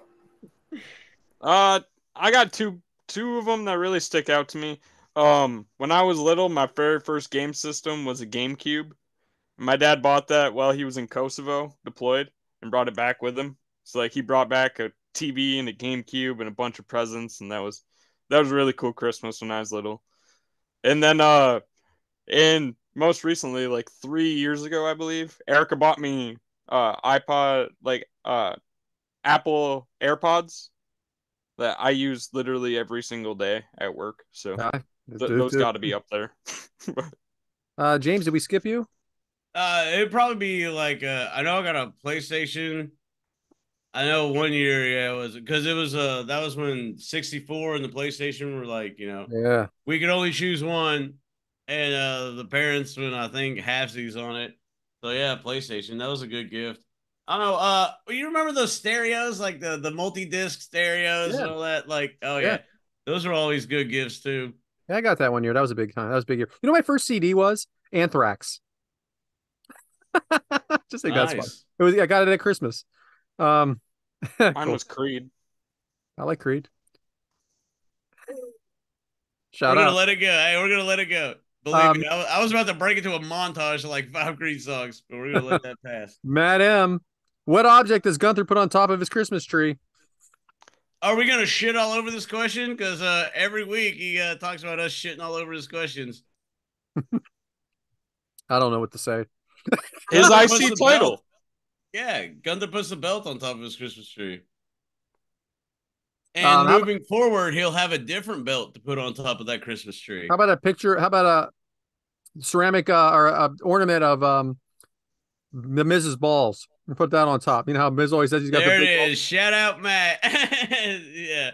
Brad definitely had to shit all over that question. That took a long time to spit out. I'm trying to eat this now later. I bet it did take a long time to spit out, Brad. Never mind. I digress. Anybody else? I didn't hear the question. What does Gunther put on top of his Christmas tree? Gunther. Probably Lube the Kaiser if he don't get his shit together. I see nice title. He's hanging up there. So Mike Bobert has a statement here, and then he has a question that I do not really want to spend the rest of the show going over, but hey, whatever. I think there really needs to be an on-air bet between Brad Stanton, James Elkroy, and Devin Dowling as to whose team will make the Super Bowl. The two losers have to do something crazy. Well, okay, it's going to be Dallas, so go suck one. Shout out to a great Sunday night game, and hey, it's going to be Dallas. Hey, by the way, James, you missed it earlier. I shout out to decorating the tree during that game. Not a good idea. I'm sorry, Devin. What? Loser saves their head. Okay, I'll go. I will never bet on or against my team ever again. When I was in 11th grade, I bet that the Niners would beat the Vikings when the Vikings were terrible and the Niners were really good. And the next day I had to wear a Vikings jersey all day at school. I will never bet against the Niners again. I'm with Devin. I bet on the Cowboys one time and they got blown out by somebody, and I'm like, I'm never betting on the Cowboys again. It's just bad karma. I don't like it. I'm not gonna do it. I'm with you on that. I'm 100% with you on that. Never bet on your team. You bet with odds and smarts. You don't bet with your heart, because if you bet with your heart, you're gonna lose. Yep, every time. Well, thanks for taking the fun out of that, guys. Yeah. Oh yeah, fuck the Eagles. Yeah, yeah. All right, so this is what Bober writes here. I don't know if you guys had a chance to see it. Now that the Rumble is just around the corner and the road to WrestleMania is close behind, I think it would be cool for each member of the crew to predict. How about we do this every week? To predict what they might think the card would look like. They have to predict a match from each title, and 2 other matches they think will be on the card. Have producer Brian Hermsa keep track of all their picks. That way we can see who gets the most right. Each week, a different member of the crew can give their picks. Oh, he did write that. I stopped reading halfway through. Love you, Mike. But it should be done before the Rumble. Also, each crew member should pick a surprise entrant in both the men's and women's Rumble. Good grief. Gosh, I wrote one down and I can't. The list, fucking Mike's list is going to be a shorter segment. So actually, guys, just so you know, I did this. I didn't do it. I'm sure you did. So, all right. My WWE Universal title is going to be real simple. Cody versus Roman. I know. I still think it is. Whether you guys like it or not, I think it is. That's what I think. WWE. I also think. I think the other championship, Rollins versus Punk. I think it's right there. I'm there with you. All right, but I think there's going to be a cash in by Damian Priest, and he's going to get the rub from that. Intercontinental title. I think Gunther will still be it, and I think he was going to go up against LA Knight, and LA Knight's going to take it. And I think that's where Damian Priest cashes in on the Intercontinental. No. I think LA Knight's going for their U.S. title. The U.S. title, I think it's going to be Logan Paul versus Kevin Owens. Tag team. I think things are going to change here. I think it could be the Judgment Day versus the New Day versus the Creeds. Fuck the Creeds. Now, it's really tough with the women. I don't think there's an established tag team out there right now. Right now, Piper and Chelsea. Oh, no way. Wait, WWE doesn't have an established women's tag team? No way. So I'm just going to stick with Piper and Chelsea Green for now, losing to Carter and Chance, just because they're the only established tag team that I see out there. Now, this is where it gets interesting for me. I think it's going to be Bayley versus Io Sky. Now, I know that seems lackluster, but I do think they're going to build Bayley into this sympathetic character when she gets kicked out of there, and it's going to be like get her way back into it. She'll finally be a face again. Yeah, she'll be a face, and she'll be fighting them off every week. But finally, Sasha Banks returns and helps Bayley win the title. You know what's going to happen is they're going to. The women come in and start jumping Bayley in that tag, that match, and then Bayley needs somebody to help her, and who's coming to help her? It's boss time. Yes. That would be epic. Yeah. And you'll be there, Brad, in Philly. Yes, I will. That's gonna be. I think it might be the greatest WrestleMania ever. I really don't know. There's a lot going on. Potentially be, good. So I think it's going to be Rhea Ripley versus Jade Cargill on the other side, and I think Jade wins the Royal Rumble. And that is a surprise entrant as well. They're not going to announce her. And the other surprise entrant will be Braun Breaker. And for the 2 singles matches that don't have a championship involved, I think it's going to be Jey Uso versus Solo, and Randy Orton versus John Cena. One last time. Oh, that would be a good one for WrestleMania. They've only wrestled 70 times, but this is it now for good. That would be a good one last time. The one last time, or they can. That's how they promote it too. I like Brad's answer, and moving forward, we can all give our own thoughts, but we should just do one of us. As soon as I wrote this all down and realized it was a half a page. Exactly, yeah. But he did write every week be different. And Mike, I know I joke around with you, but this is fun. It was fun. That's good. No, that's good. I know some of this is far-fetched, obviously very far-fetched, but you got to send. I've watched enough wrestling to know some things. I really want this Bayley thing to happen this way. I'll make this interesting for everyone. How about you all come up with a card? We'll do like Bober said, and and you can send them all to me, and I'll keep track of them. And whoever has the most accurate card, well, that's what he said. I will buy you a prize. Ooh. Okay, I was gonna say he said give it to you, so I'll send you mine. But I will to make it interesting so that we all actually, go for this here. I'll put a prize up for everybody. For whoever has the most accurate prize or the most accurate card. You're assigning us homework. Is that what you're saying? Well, you've got time. This is fun homework, man. It's fun homework, though. Yeah. Thanks, Mr. Haremza. Damn right, yes, Mr. Indeed. All right, so that's mine. I just did it real, not real quick, actually, probably an hour. Back to you, James. That's all the questions? Yes, that is all the questions. Well, hey, like we say on here, appreciate all the questions. You can reach out to us on social media. It's Kick Out Crew on all of the social medias. Thank everybody for the feedback. It's your show, so we love to hear that. Y'all ask the questions, we'll put them out here because Lord knows it ain't, it's not our show. It's your show. That being said, it looks like it's time for Devin's topic. So, Devin, what you got for us this week? It's the return of No Our Crew. Oh, hey, before you get going, what was the inspiration of No Our Crew? Because shout out to Randy El Korai, my dad. He was like, I know Devin didn't come up with that fucking segment on his own. So, how did you come up with the No Our Crew and the KOC? Like, so for a topic one day, I wrote down 3 questions for you guys, and then I was like, I need a name of this topic, and then I just fucked around with KOC for like 20 minutes and came up with No Our Crew KOC. Yep. See, Dad? Yeah. There you go, Randy. He did that when he was stoned. Yeah. So, first question. If you were going to your favorite submarine or hoagie shop, what are you designing for your sub or hoagie? Okay. Someone's got to talk. I like the old Italians. I like the in Philly area. I like that sharp provolone makes it, and that seeded roll. Love it with the oil. Italian urban cheese. Yes, love it. Anywhere I go, it's like that. Yeah, I love Italian. Firehouse subs. Oh man, I haven't had that bitch in like 3 years.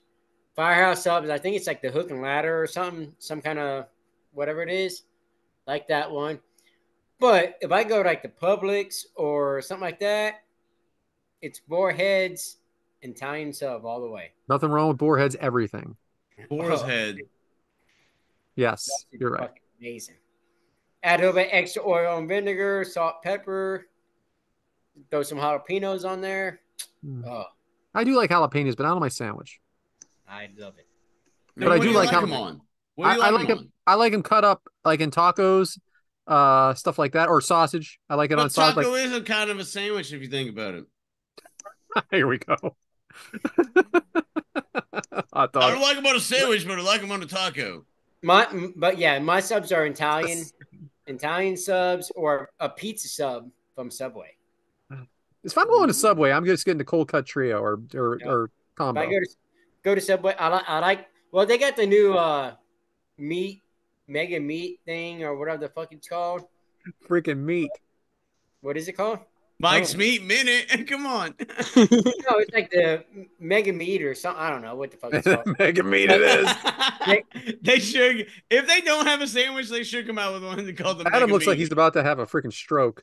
They have a pizza sub where they throw like pepperoni on there and salami. Here we go with the Bubba Gump again. Yep. And then put some pizza sauce on there. That's just off the chain.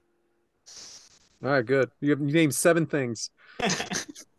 What about you, new sensation? If I'm going to Subway, it's a sweet onion chicken teriyaki. Ooh. I'm starving. Yeah, I know.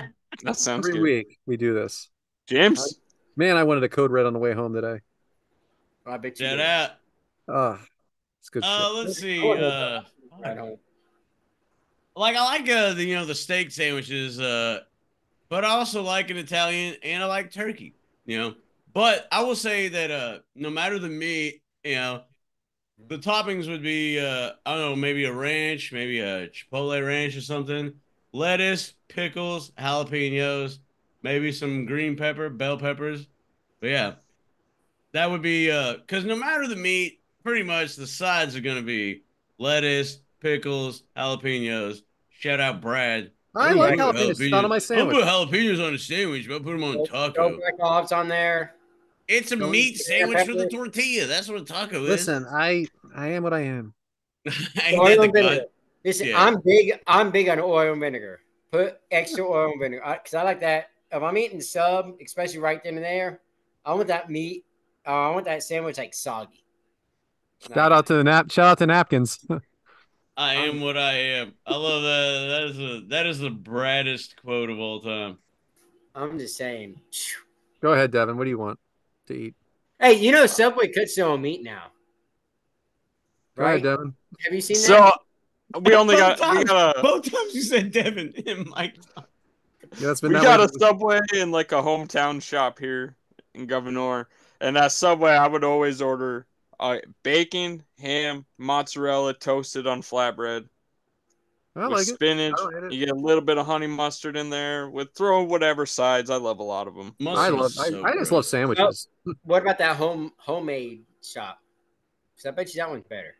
That one is better, actually. That one's great. They have all different types of rolls, but I always go with the classic, either ham and cheese or ham and Swiss or Italian combo, like Brad said. I'll tell you what, that bread does matter. Italian herb and cheese. Yeah, that's I am good. with Brad though. Yes. I love sandwiches too. Like Toasted? good Are we sandwich. doing it toasted? We got to go to can- Adam. I don't Adam have didn't to. Just answer. hated. Adam already ate teriyaki. Oh, that's right. My bad. All right, what else do we want to know about us, Devin? All right, so I only have 2 today. Only have 2. It And was it's kinda- 3. He made it 2. I did. So, what is your all-time favorite soda? Code Red Mountain Dew. Ah, you currently using it to shoot liquor. Dr. Pepper. Yeah, I love Dr. Pepper too. Dr. Pepper is a close second. 1A, 1B would be Code Red and Dr. Pepper, straight up. Yeah, shout out. Wild Cherry Pepsi is good too. Oh, I love Wild Cherry Pepsi. Fuck you, Brad. I get mad about something with Wild Cherry Pepsi. I asked for a Dr. Pepper once. They said, we don't have Dr. Pepper, but we have Wild Cherry Pepsi. Like, what the fuck does that have to do with anything? Well, That is a oddly different. specific thing to have too. It's like we don't have Dr. Pepper. We got Mr. Pibb. That's not the same. Well, definitely not. Wild Cherry Pepsi's not the I'm same. with- as Dr. hey. Pepper. I'm with Adam. Shout out Brad that they randomly have Wild Cherry Pepsi and not Dr. Pepper. But I'm with Adam on this. If I wanted Mr. Pibb, I would have fucking asked for Mr. Pibb. Exactly. I wanted Dr. Pepper. You know what I'm saying? I agree. Because if I say something about Mountain Dew and they say, oh, we got Mellow Yellow, I'll take it sweet. Big difference. Get the fuck out of Fresca. here. Hey, Fresca. Shout out Yeah. Fresca. I'm just saying. That was funny. Mellow Yellow is closer to Sprite, in my opinion. I don't agree with that. What about And Mountain syrup? Dew? Sprite, 7-Up, and then it's now Starry. Devin, are you old enough to know about Surge? Sir, Oh. yeah. Oh, Yeah. yeah. I'm just saying. What was the Yeah. other one? What was the other? Jolt? You guys are way too young for Jolt. Oh, yes, I remember. I do Jolt was the remember- original energy drink that was it was like illegal in some states. You remember Yeah. those Vault commercials? The Yeah. Vault, oh, those commercials for Vault were epic. If your boy wants 50 yards, give him 50 yards. And the dad's on the riding lawnmower knocking down fences. And he makes like a mock football field in the backyard. I wish I knew that commercial. Vault, get to it. My pick is root beer. Absolutely love root beer. Of course. What kind Never of been able root to drink it. What kind of root beer? Tastes like the 1800s. I like A&W, but I also like Mug. So, but I prefer Barks is A&W. good. Wait, what do you have against Barks? I like Barks. Some of them have no caffeine. some Devin do. doesn't like it. He chose root beer specifically, and he hates Barks. I'll Y'all- have to go out of my way and try to find that. Yeah, I haven't seen it lately either. What? I haven't seen it I lately. don't know what that is. No. So- No, I'm out of the root beer games. I They guess. might have taken it out. They may not have it anymore because I haven't seen that lately. Do y'all remember when like KFC and AAW or Yeah. AAW, A&W, whatever, I knew you AAW meant. Parks, damn root beer Yeah. was like one restaurant? Shout out to root beer floats because those suck. I was gonna say the same thing. Thank you, Brad. Shout out to root beer floats. I was waiting on everybody to. They are delicious. Yeah. Shout out root beer. Hey, not to Wait. interrupt. Shout out You're root beer. saying they're Floats. delicious, and Brad said they sucked. No, You said shout out to shout you out don't to know what you can't even hear me. No, I'm with Mike. You did say shout out to root beer floats because they suck. Oh, so you're an ass. I tried to back out of it. Root beer floats I can't are believe good. of all I wasn't fucking gonna people. shout out root beer floats. Man, I they're can't good. believe Mike. Coke I can't floats- believe a Mike Coke float freaking is figured good. it out. Obviously, a Coca-Cola float takes a cake. But shout out to root beer floats. All right. Yeah. I like root beer floats. But all right, that was another episode of KOC. Know Our Crew. Hell yeah. Speaking Oh, of fuck KOC, me. El Kawhi, what's up with that merchandise you're wearing? I don't know how to answer this question, Mike. So shout out for putting me on the spot here. You tell me what's up with our merchandise. And moving on, you know. Get it from Angry Lemonade. .org, .com, .something. .net. Jesus. Oh, .net. AngryLemonade.net. I was wrong all around. So, the spirit. So Brad titled this "The Spirit of the Cowboys Beating the Eagles," and I do want to shout out the Cowboys for absolutely shit when you were not here. He said when James is not here. Let me tell you, like he talked a bunch of shit. This is a lie, but that's cool. You know what, James? You can listen back. Yeah, I'll have to edit the shit. Before we hit record, he talked a bunch of shit. Such bullshit. I did lie. I did talk about the root beer float. I'll give you that. I'm not giving you this one. So, anyway. It's titled "The Spirit of," and I'm not gonna harp on the Cowboys beating the Eagles because it's a little bit more than that. Like for me, and I know this probably sounds like bullshit because I was late today, and I feel like the biggest giant piece of shit for being late today. It's kind of embarrassing. Not gonna lie, pretty much taking this one on the shins right now. It's a heavy L. And I do want to say that I apologize to each and every one of you because that's not me, and I'm more pissed at myself than I'll let that be known. But that being said, this is our Christmas episode, and Christmas time is it's a time for holidays, it's a time for cheer, and more importantly, it's a time for being around people that you like and love and all that stuff, and maybe you don't like, but that's family shit aside. But obviously, November is the thankful month, to be thankful for everything. And I always harp on November, but that's because my birthday's in November. It seems like I shit on Christmas, but I'm not really shitting on Christmas because, the Christmas time is about it's kind of like a year-end wraparound, and it's also being around the people that you love and like and all that stuff. And I know this may sound like bullshit, obviously, because I shit the bed earlier, but you guys have no fucking clue how much this means to me. And I say that being 30 minutes late today, I know, but it's really cool to do this and the fans, obviously, but it's really cool to do this, and it means of the fucking world to me. And it's about finding that happiness.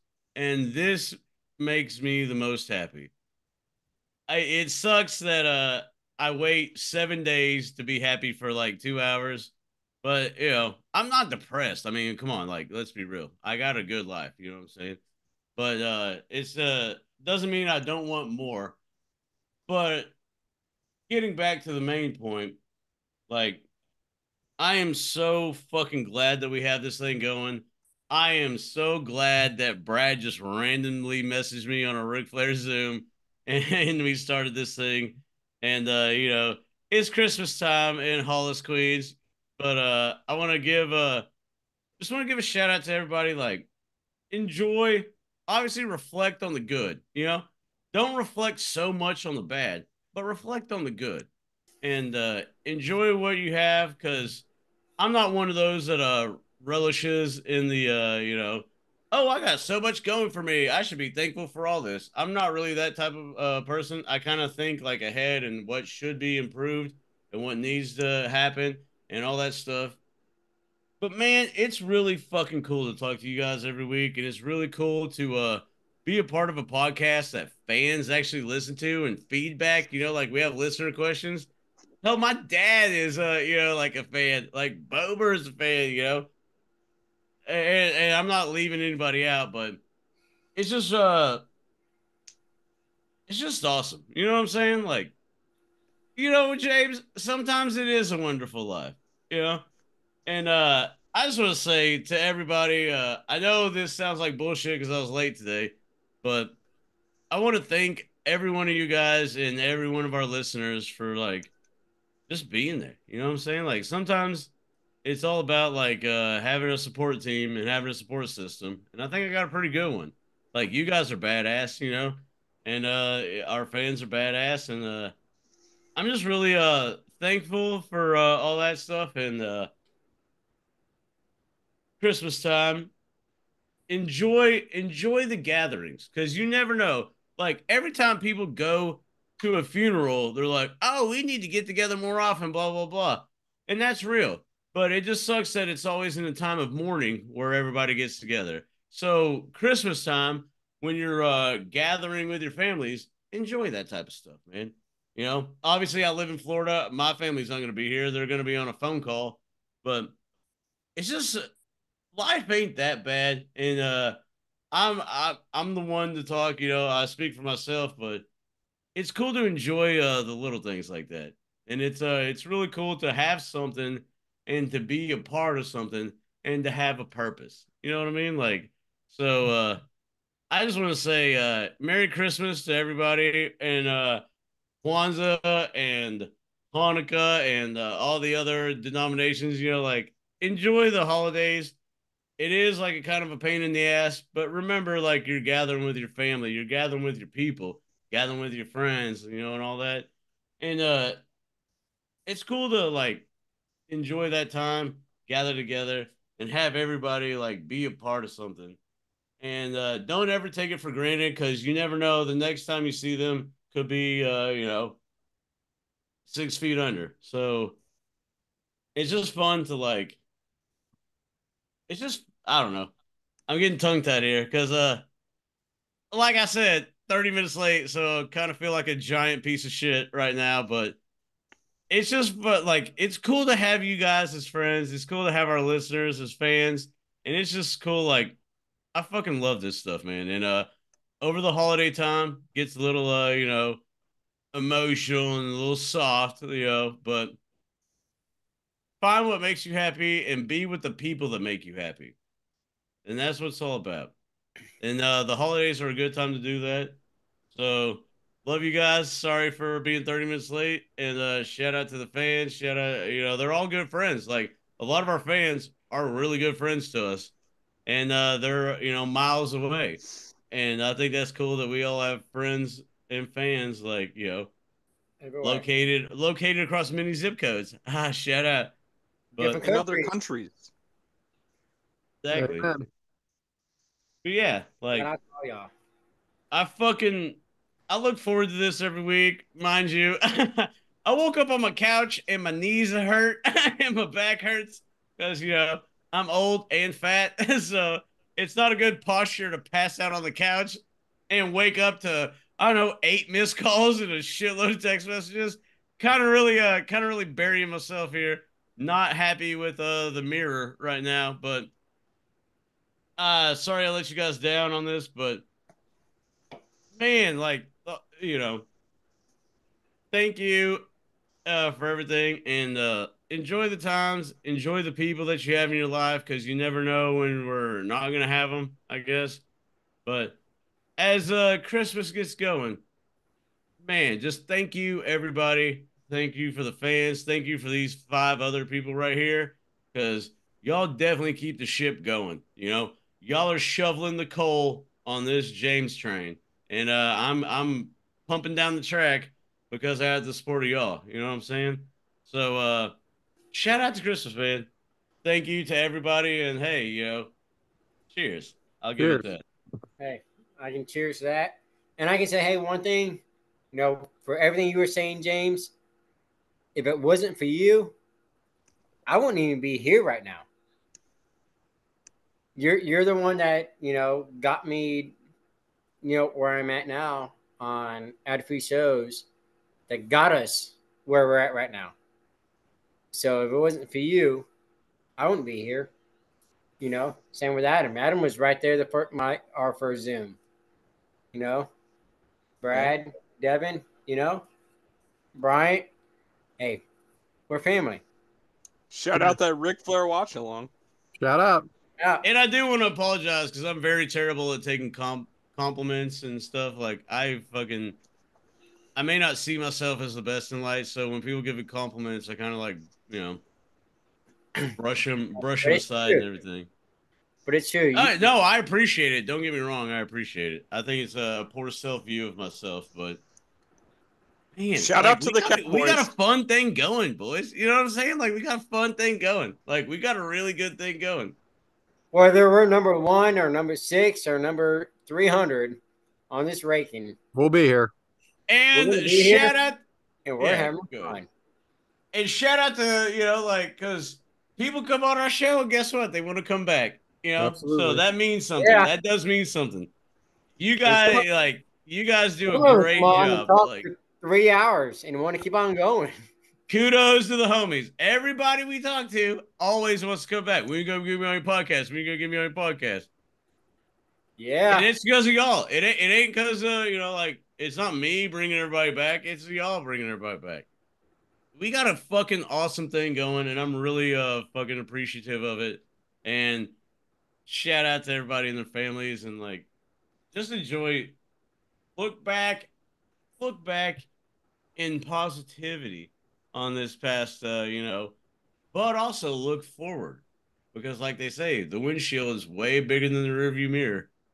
But it's awesome, man. I really am appreciative of you guys. I know it sounds like bullshit because I was late, and it's still bugging me, right now. But it's a good year. It's been a good year. It's been a really good year. It's been a lot of fun fucking times, and can't wait to see what the future holds. And I can't wait to see what you guys do. Like, it's not just like us on the podcast. I can't wait to see what each and every one of y'all do in the next year. Because, hey, personally and professionally and everything, every one of us is climbing and making strides. And then that goes to the fans too. Like, I can't wait to see what the next year brings to everyone, because I have a feeling a lot of us are gonna make some big changes, and I love that shit. Like, I really fucking love the betterment and improvement of everything. It's awesome, man. Like, there's a lot of good I know a lot of good people. It sucks that we only see each other on a computer screen. Maybe see each other in person once a year, twice a year. But I'm all for it. I am all for be the best you that you can be. And I'm for it, man. I love it. I'm sorry. Yeah. Rambled enough. This is awesome. It's fucking the shit. It is the shit. Shout out to everyone, because it's badass. Yeah. You know what else is badass? Eating food. So. We already did it. Never mind. I was late. Missed it. So, hey, Brad. Yeah, remember hey, Brad, would you rather me shut the hell up or, All right. Drink minute. Would you rather, Christmas edition, would you rather get a visit from the Christmas past or Christmas future? Devin. Oh, sorry. I'm going to say Christmas past. I got too much of my future that's unwritten yet that I don't really want to learn about. That's not positive, asshole. I was just saying, be positive about your future. You're just like, I don't know what the future. Well, no, I mean, I don't want to look at what's going to happen in the future. Yeah, Erica's going to be pregnant. You're going to be off the show in 9 months. We all know that. Shout out to James Dowling. Go ahead, Mike. I guess the future. That's the baby. You're going to name the kid James. Let's see what's in the future for us. Okay. Okay, Adam? Yeah, the future, because I already know what happened in the past. So I don't need to be reminded of it. James? This is man, you got shit the bed on this one. What was the question, Brad? Would you rather get a visit from Christmas past or Christmas future? Christmas past would probably be embarrassing. Christmas future would be enlightening and maybe show promise, show growth, show, something. So, yeah, Christmas future for positivity, dickheads. That did not go the way you want it to. I'm going Christmas past. I don't want to know the future. I think the past is what shapes the future. So I can look at the past again. Then I probably will have a better future because of it. Good. That's a good point, Brad, because what if Christmas future says something, but you have the chance to alter that said future? It's going to be tough to see, though. It's going to be tough to see. What if Christmas past but it's not the future. Like, what if Christmas future says something, I don't want to know. You can alter that and then make your own future. Oh, well. So Brad, that was a good answer. Hey, Christmas past. Fuck these guys. You don't want to do no damn podcast with them. And he didn't know what the fuck he was talking about. Because, hey, we number, 6 in Ireland? Fuck Christmas past. It doesn't sound like me, but okay. So I wrote this down, and we're not going to answer because I'm not sure why I wrote it. Would you rather have 11 pipers piping or 10, 12 drummers drumming? who wrote this shit down? I want some swans to swim it or whatever. I had 10 lords of leaping. I always like the Nine Lady Dancing. Golden Nine Lady Dancing. All right. Anyway, would you rather go snowmobiling or husky dog sledding? Devin. That's a tough one. Are you muted? You are muted. No, he's just thinking. Yeah. My bad. So I would choose. I'd probably go snowmobiling. I've never rode a snowmobile, and it's really popular around here, so I probably should. Michael? No, you probably both, right? The dog thing, because I've been snowmobiling. Yeah. So I never had the dog thing, but I think that'd be fun. Adam? Like, whipping some dogs. Yeah, that's what I was thinking. I snowmobiling because I don't have to clean up all the dog shit that they leave. Who says you got to do that? You don't got to clean it up. You just leave it on the ground. When you start for a break, you got to clean it up. You don't have to clean it up. You just keep sledding, baby. Yeah, keep on sledding. James? It's a very good question. I do like it. Snowmobiling obviously would be fun, and man, but let's say you're out on the range, like traversing some trails. Like the dog thing would be fucking awesome. Like it really would. Stand on the sled and let the dogs push you. And then you're one with your team of dogs. You know what I'm saying? I'm going with the dogs. I feel like that's more of a once in a lifetime thing, and you can snowmobile anytime. Yeah. Agreed. One more. Everybody that said snowmobile, y'all are vain as fuck because you got your team of dogs. One more. Travel on the Polar Express or the Grinch's sleigh? Grinch. Sleigh. Fuck every one of you. Sleigh. I'm with the Grinch. Fuck all y'all. Devin? I'm climbing aboard the Polar Express. No. I'm on the Polar Express because that's the most amped I've ever seen you on this. Did you see his face? You just want it because it has the word pole, and that's the reason why you don't climb on that. I've done the Polar Express. It costs way too much money. Okay, first off, the real one, Mike. No, it was the real one. I mean, you really? the North Pole? I like how Brad's doing a hypothetical thing, and Mike's like, took my kids on that, spent way too much money. Yeah, I went on Thomas the Train too, but guess what? It wasn't the cartoon. Yeah. Anyway, I'm going with the sleigh just because I want to wreck those. Train and watch the fucking Polar Express that they don't give a fuck about. I want to be on the sleigh before he robs them, and then we go and we rob those whoos together. Well, I'm down for robbing people about it. Yeah, those whoos were a pain in the ass. Exactly. Freaking Whoville with your freaking noses. I did get told the other day at work, "Hey James, are you having a good day or are you just bah humbug?" And I was like, "What do you mean?" "Oh, some days you're just bah humbug," which work blows. But hey, I'm all for the Grinch. An awesome song. We forgot a lot of good songs in our Christmas song thing, but the Grinch. I know Devin, I think, mentioned the Grinch song. I think Mike did. Was it Mike? Well, I don't know. Let's listen back. Anyway, that's it. That's it. Well, hey, if you listen back to last episode, I hope you can see us when you watch it on Premier Streaming Network. Get your binoculars out. Anyway, shout out. Back to you, James. Well, I'm glad that thank you, Brad. Very good, Christmas questions, and hey, it's the season, baby. And you know what else is always in the season? Devin's demographic. So, Devin, what are we watching this week? So, not this week, but in a couple weeks, TNA is going to be putting on a pay-per-view called Snake Eyes. It's going to be January 14th. Is there going to be a cocaine spot? Or no, that was NWA, sorry. Oh, yeah. But the big announcement is that Kazuchika Okada is returning to TNA, and he's going to be in a 3-on-3 match at Snake Eyes, teaming with the Motor City Machine Guns, which are Alex Shelley and Chris Sabin, take on Eddie Edwards, Brian Myers. Did you say the Motor Shit Machine Guns? I knew this was going to happen. No. No, that's what you said. You said the Motor Shit Machine Guns. See, now you're not picking up what we're putting down. Now you're being motor shitty. So, Kazuchika Okada, Alex Shelley, and Chris Sabin versus Eddie Edwards, Brian Myers, and our boy Moose. Moose.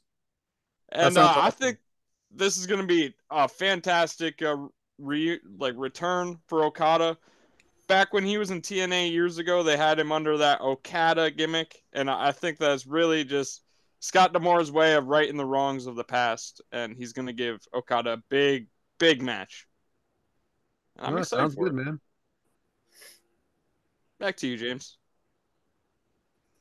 Well, hey, quick demographic that week. Go ahead, Mike. I ain't got shit. Oh, well, hell, you were talking. I thought he had more. That's it. Demographics quick. The topic's longer. Right. Mike's Meat Minute? No, we're good. You know what else is good? Next week. So what the fuck are we doing next week? All right, so back to 2 matches for next week. Hopefully we can keep it under 6 hours. Yeah, hopefully James wakes the fuck up. So with New Year's upon us and the New Year's Evil show that's on every year now on NXT, we're gonna watch back 2 New Year's Evil matches. Braun Breaker versus Tommaso Ciampa from January 4th, 2022 NXT New Year's Evil, and Karrion Kross versus Damian Priest from January 6th, 2021 New Year's Evil. This is I'm excited about it. This is when Tommaso Ciampa was helping Braun Breaker as like mentoring him and stuff, and also this is when Karrion Kross was Karrion Kross. Shout out Scarlett. Shout out. Our last episode of 2023. And that is for sure. So I will say Merry Christmas, and back to you, James. Can't wait for you to put that in the chat so I can screenshot it and watch those. Because, I quit asking what the episodes are because I just screenshot them when we post them. And if we forget what matches they are, shout out to Brad for putting it on social media like 2 days before getting questions. Absolutely. So I'm pumped up for I'm surprised we're not covering Easter matches for New Year's. I thought we were trying to do like multiple holidays. Yeah. I thought we were doing multiple holidays, We've already screwed up 4 times. Oh boy. Hey, you're golden right now. Jackass McGee here definitely shit this bed. But you know what's not shitting the bed is I guess this conclusion. Because as I was out at the bar last night, I was talking to one of our fans. One of our friends, he subscribes to the YouTube. He watches the clips. He he loves it and he digs it. And he's a fair weather wrestling fan, but he enjoys the banter. Which shout out. We got a good thing going here. That being said, want to thank everybody for participating in this episode. Can't wait to see what I missed when I edit this and post it. If you're watching us on Premier Streaming Network, sorry for the last episode. Grab your binoculars. I don't know what the fuck happened, but it was very tiny, and I'm kind of upset, but it is what it is. And, be a friend and tell a friend about us because, we got a good thing going here, and it is your show. So why wouldn't you tell a friend about your show? I digress, though, on that situation. But, hey, had a fun fucking time, after I chimed in, obviously. But had a great time. We great group of guys here. You can follow us at Kickout Crew on all the social medias. Clips will be on YouTube and probably Twitter or X or whatever it is now. And here's the thing. Obviously, this is like a Christmas episode. So, you feel those sleigh bells ring-a-ling, ting, ting, ting-a-ling, too. And it's lovely weather for the sleigh ride together with you, because we sleigh ride together, with all of our friends and all of our fans. And if you ever feel like down, depressed, and just things ain't going your way, nay, they are going your way. You have a lot to be thankful for. And here's the thing. You have the choice to kick out at 2. No one else, they're not going to make the choice for you. Like, hey, I want that person to kick out. So they're going to kick out because, no. You have the power. Look within yourself, be within yourself, and guess what? Always kick out at 2. Because when life pins you down, what do we say on this show? You kick out at 2. Because that's what we do. And that's what y'all do. And we live to fight another day. Every day. On your show, the Kickout Crew. Want to thank everybody for everything. And want to thank everybody for pressing on. Times are tough. Times may be shit. But guess what? You are not shit. You kick out and you keep on going. So when life pins you down, every single motherfucking time, kick out at 2. And you get the crowd pop. And that's the best part of wrestling, is that crowd pop. So for all of us here, thank you. Greatly enjoyed it. And whenever life gets you down, click play on our shit and ease your mind for 2 hours. Because that's what you do, and that's what we do on your show, The Kickout Crew. Want to thank everybody, and hey, I guess we'll see you next week.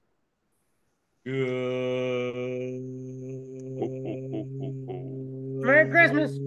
That's a fat joke, Devin. Goodbye. Merry Christmas.